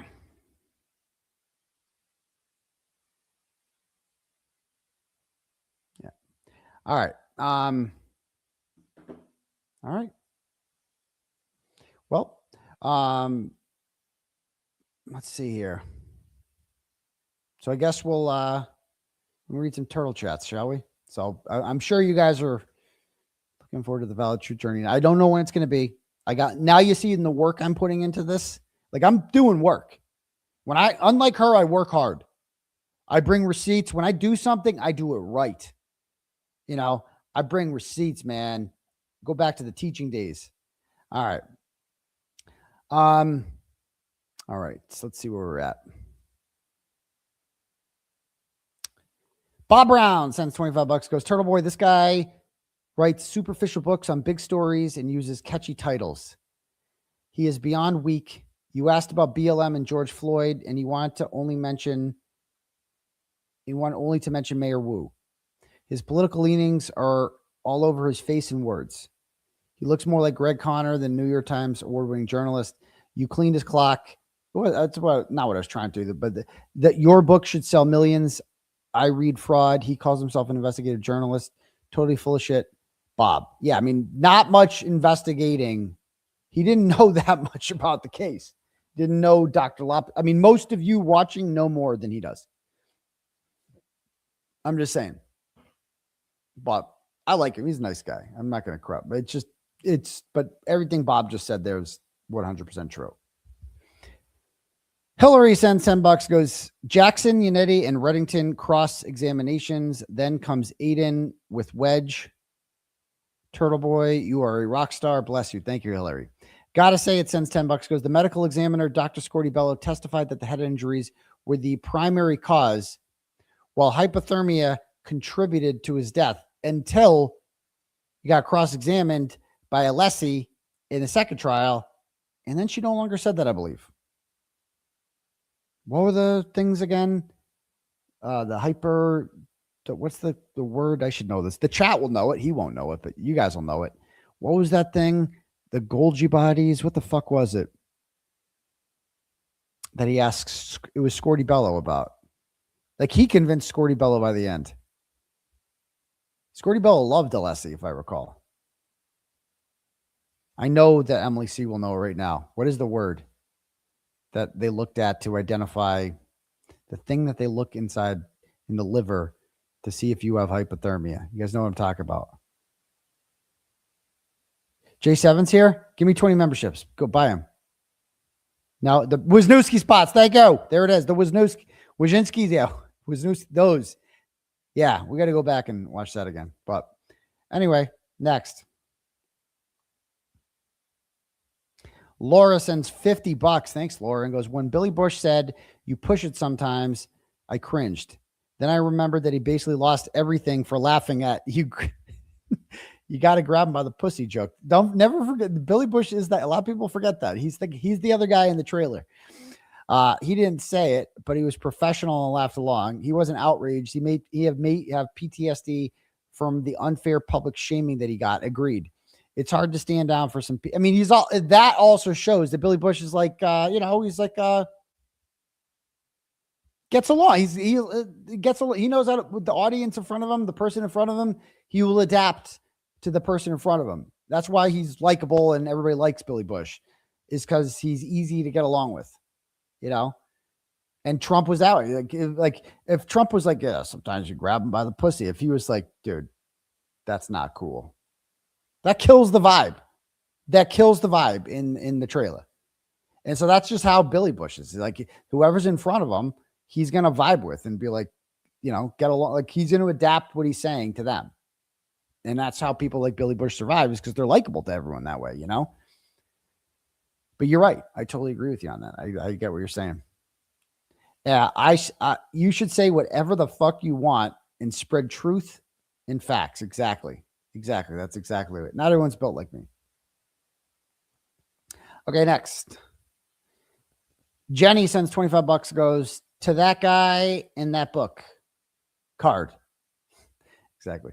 Tom sends $15, goes, not sure if anyone mentioned it, but you do not need an agent to publish a book. You can self-publish on Amazon. I know that. Michael Malice has done it, and several of his books have been pretty successful. I know I can do that, but it's better to have a publishing company because then it gets it in bookstores and they promote it, and it's definitely more beneficial, but then they take a cut. But so does Amazon. I've self-published on Amazon before. My book, I Am Turtleboy. Everyone should go read it. Sonia sends $10, goes, can you have Trent's mom over and fix your background? She does. I don't mix business with pleasure. You know what I mean? So, but I appreciate that. Mostly fridges.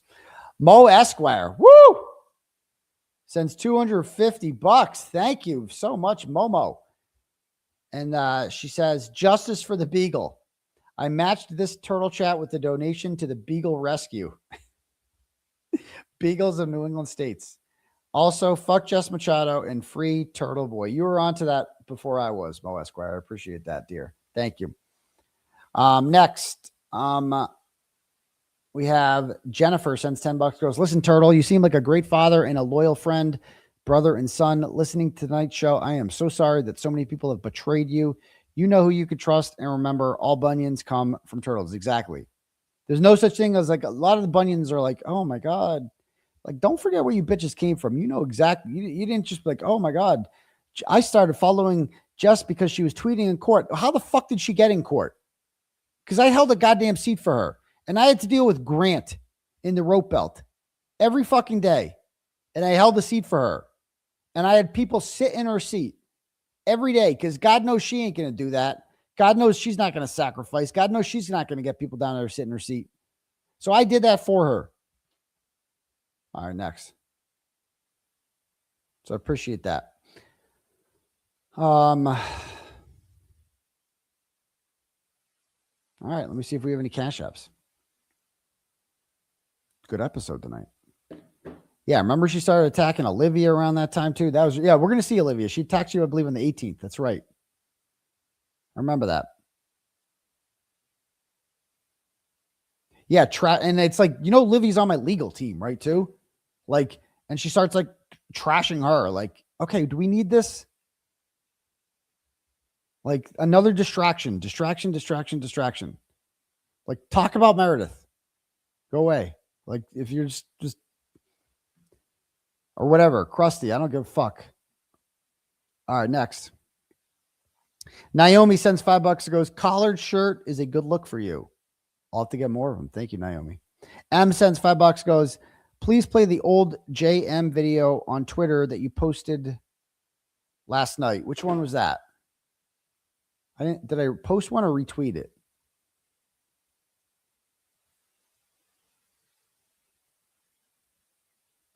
Which one are we talking about?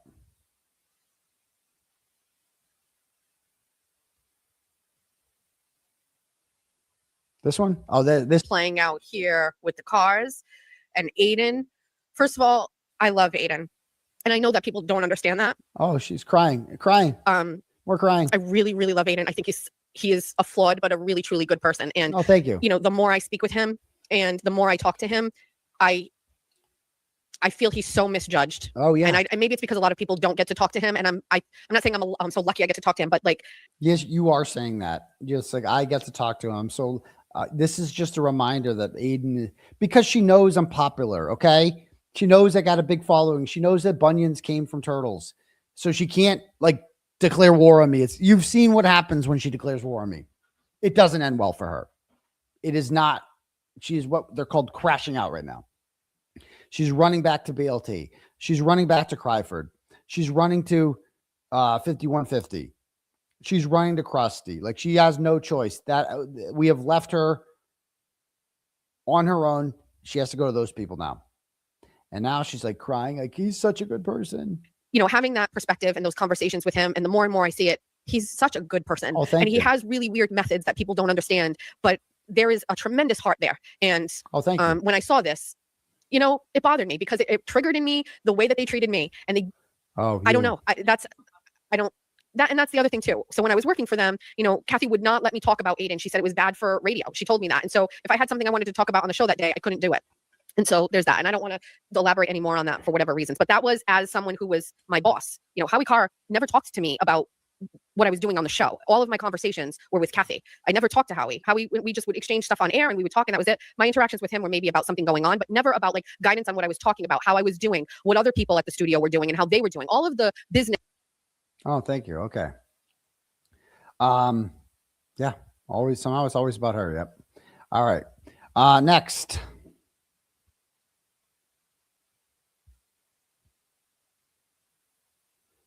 Nancy sends $50, goes, let's fuck every week. Like in the literal sense or like, let's fuck. I think that's what you mean. Thank you, Nancy. Heather sends $25, goes, first she said $25, goes, you look like my high school crush in this 04 shirt. This is an 04 shirt? I know it was an 04 shirt. Thank you. And she goes, just kidding. Love you in your shirt. I don't think you were. First A all day. Thank you very much, Heather. Appreciate that. Shannon sends $5, goes, Escourt Daddy is hitting the streets. Yes, he is. Escourt Daddy. I was an escort. I'm a paid escort. Okay. All right. For hire. If anybody wants to escort me. Okay. Let's do some membership stuff. Brenda's a new member. Welcome aboard. Oh, no, member for 10 months. It says free Turtleboy. Journalism is not a crime. Thank you. Mil Rivera has some emojis. Thanks. James Lynch, free my boy. Member 3 months. Massachusetts Sea Glass says, listen, Turtle. Looking forward to this interview. Hope you liked it. I mean, it was good. It's entertaining, at least, you know. It's Big Earl says, shout out to Gianetti's transgender baby. Yes, we'll never forget. NH Woman says, we have your back, Aidan. Thank you very much. Sarah Jane, was that you in the comments on Machado's channel? Was that the same one? Because I love you, Sarah Jane. She says, looking good, Unc Polo Daddy. Looking forward to the show. Thank you so much. The Lawyer You Blow is a new member. Welcome aboard. Redacted says, give it up for Danny and the chat rats, raising 11K. That's support right there. That's support. Just doing it on their own. Machado would never do that. Machado came on my own fundraiser for an hour, like every other fucking guest did, and then took credit for the money that was raised while she happened to be on the air. As if she did that. As if that money wasn't going to be raised anyway. And then went live at the same time afterwards to brag about it. Oh my God, the signs were there. But that's how you do it. You do it like Danny and the chat rats did, right? Selflessly. That's what real support looks like. I'm glad to have real ones like that in my corner. G. Marie says, go RHM. How amazing. Yes. Rat House Media. Love it. Vagina Mike Crawford says date for the show announcement soon. Yes. Very soon. This week. Late October. Jen, turtle emojis. Welcome aboard. Bunyan After Dark. Bunch of emojis. Cool. Thanks. Sleepless Sleuth is a member for 8 months. Says, yes, it does go way, way back. Yes, it does. Becca Boo is a new YouTube member. Welcome aboard. Jay Catland says, this is a true display of natural born talent and someone taught and never experienced a broader scope. What is? What do you know what we're talking about? But okay. MJ, free Aidan Kearney says, hi, everyone. Hi, MJ. Hello. Jess Fadine says, it's not illegal to ask questions because people don't want to answer. You can be a journalist and an activist, not about your feelings at all. Yeah, it's also not illegal to call someone a cop killer because you can do that in a free country. You can call people that if you want. Carrie B says, this interview is proof you are going to be amazing on the stand. The patience on you. I know. CNO Forever says he still has bosses. Free Turtleboy. Exactly. Amber says, in my opinion, he's going to say she's not guilty because of Proctor, not because of her actual innocence. Right. But at least he said he would say not guilty. I mean, credit where credit's due. Ruby Mean Jean says, you did great. Turtleboy is right. Awesome. Thank you. Bizarre Biatch says, when is the Valid Truth journey? Soon. I just got to finish up my journal, my research. Say whatever you want to spread. Truth and facts. Journalists are trained to stand down when you stand up. Love you, man. Thank you so much. M2 says, Paul damn well knows better. He's just a pussy with no balls to go against the DA. Brian Albert, Higgy, Peggy, etc. He's lying to himself. No lies spoken there. Jody gives 5 memberships. Congrats to the winners. Hope you guys won. Don't forget to renew. Lane Robes says Turtleboy was right. Look forward to your valid truth journey. Thanks. Shout out to BHB and Brian Hale for their donations. Yes, Brian Hale offered free services for his award-winning photography to raise money for Turtleboy. So thank you to Brian. 107 subs to 10,000. Is that what they're up to, the chat rats? How much are they up to? Go give the chat rats, if you guys haven't already, a sub, will you? I mean, what are they up to now? Let's see. Rathouse Media. They are now up to 9.89 thousand. They need 110 people to subscribe to their channel before they get to 10,000. Could we get them there tonight, folks? We have how many people still watching? Over 5,000. I bet you at least 110 of you haven't subscribed. Just put it in your search bar, Rathouse Media. Hit the subscribe button. You won't regret it. It's the least I can do for them raising 11 or 12,000 basically for me. So thank you so much for that. Okay, let me just refresh the turtle chats. No, we're good. Okay, cool. All right, folks, I got to go to bed. We're back to school this week. So we'll see you guys all tomorrow morning. I guess my kids will probably still be sleeping. I got to get to my ex-wife's house like 7:30. I assume they're still going to be sleeping. I don't know if I'm going to do my bust up live from there or what. It's going to be weird. We'll figure it out. I don't know. We'll see what happens. All right, guys. We'll talk soon. All right. Peace to you, bum crease. Outie. And don't forget to brush your teeth. Tick, tick, tick, tick, boom. Tick, tick, tick, tick, tick, tick, tick, boom. Tick, tick, tick, tick, tick, tick, boom. Pressure build, detonate. Tick, boom. Too late now, can't moderate. Tick, boom. Just give me flash. Let's go. Everybody talking, nobody compose. You should have just let me be, but nah, you knew what I do. Who I am. You know who I am. Tick, tick, tick.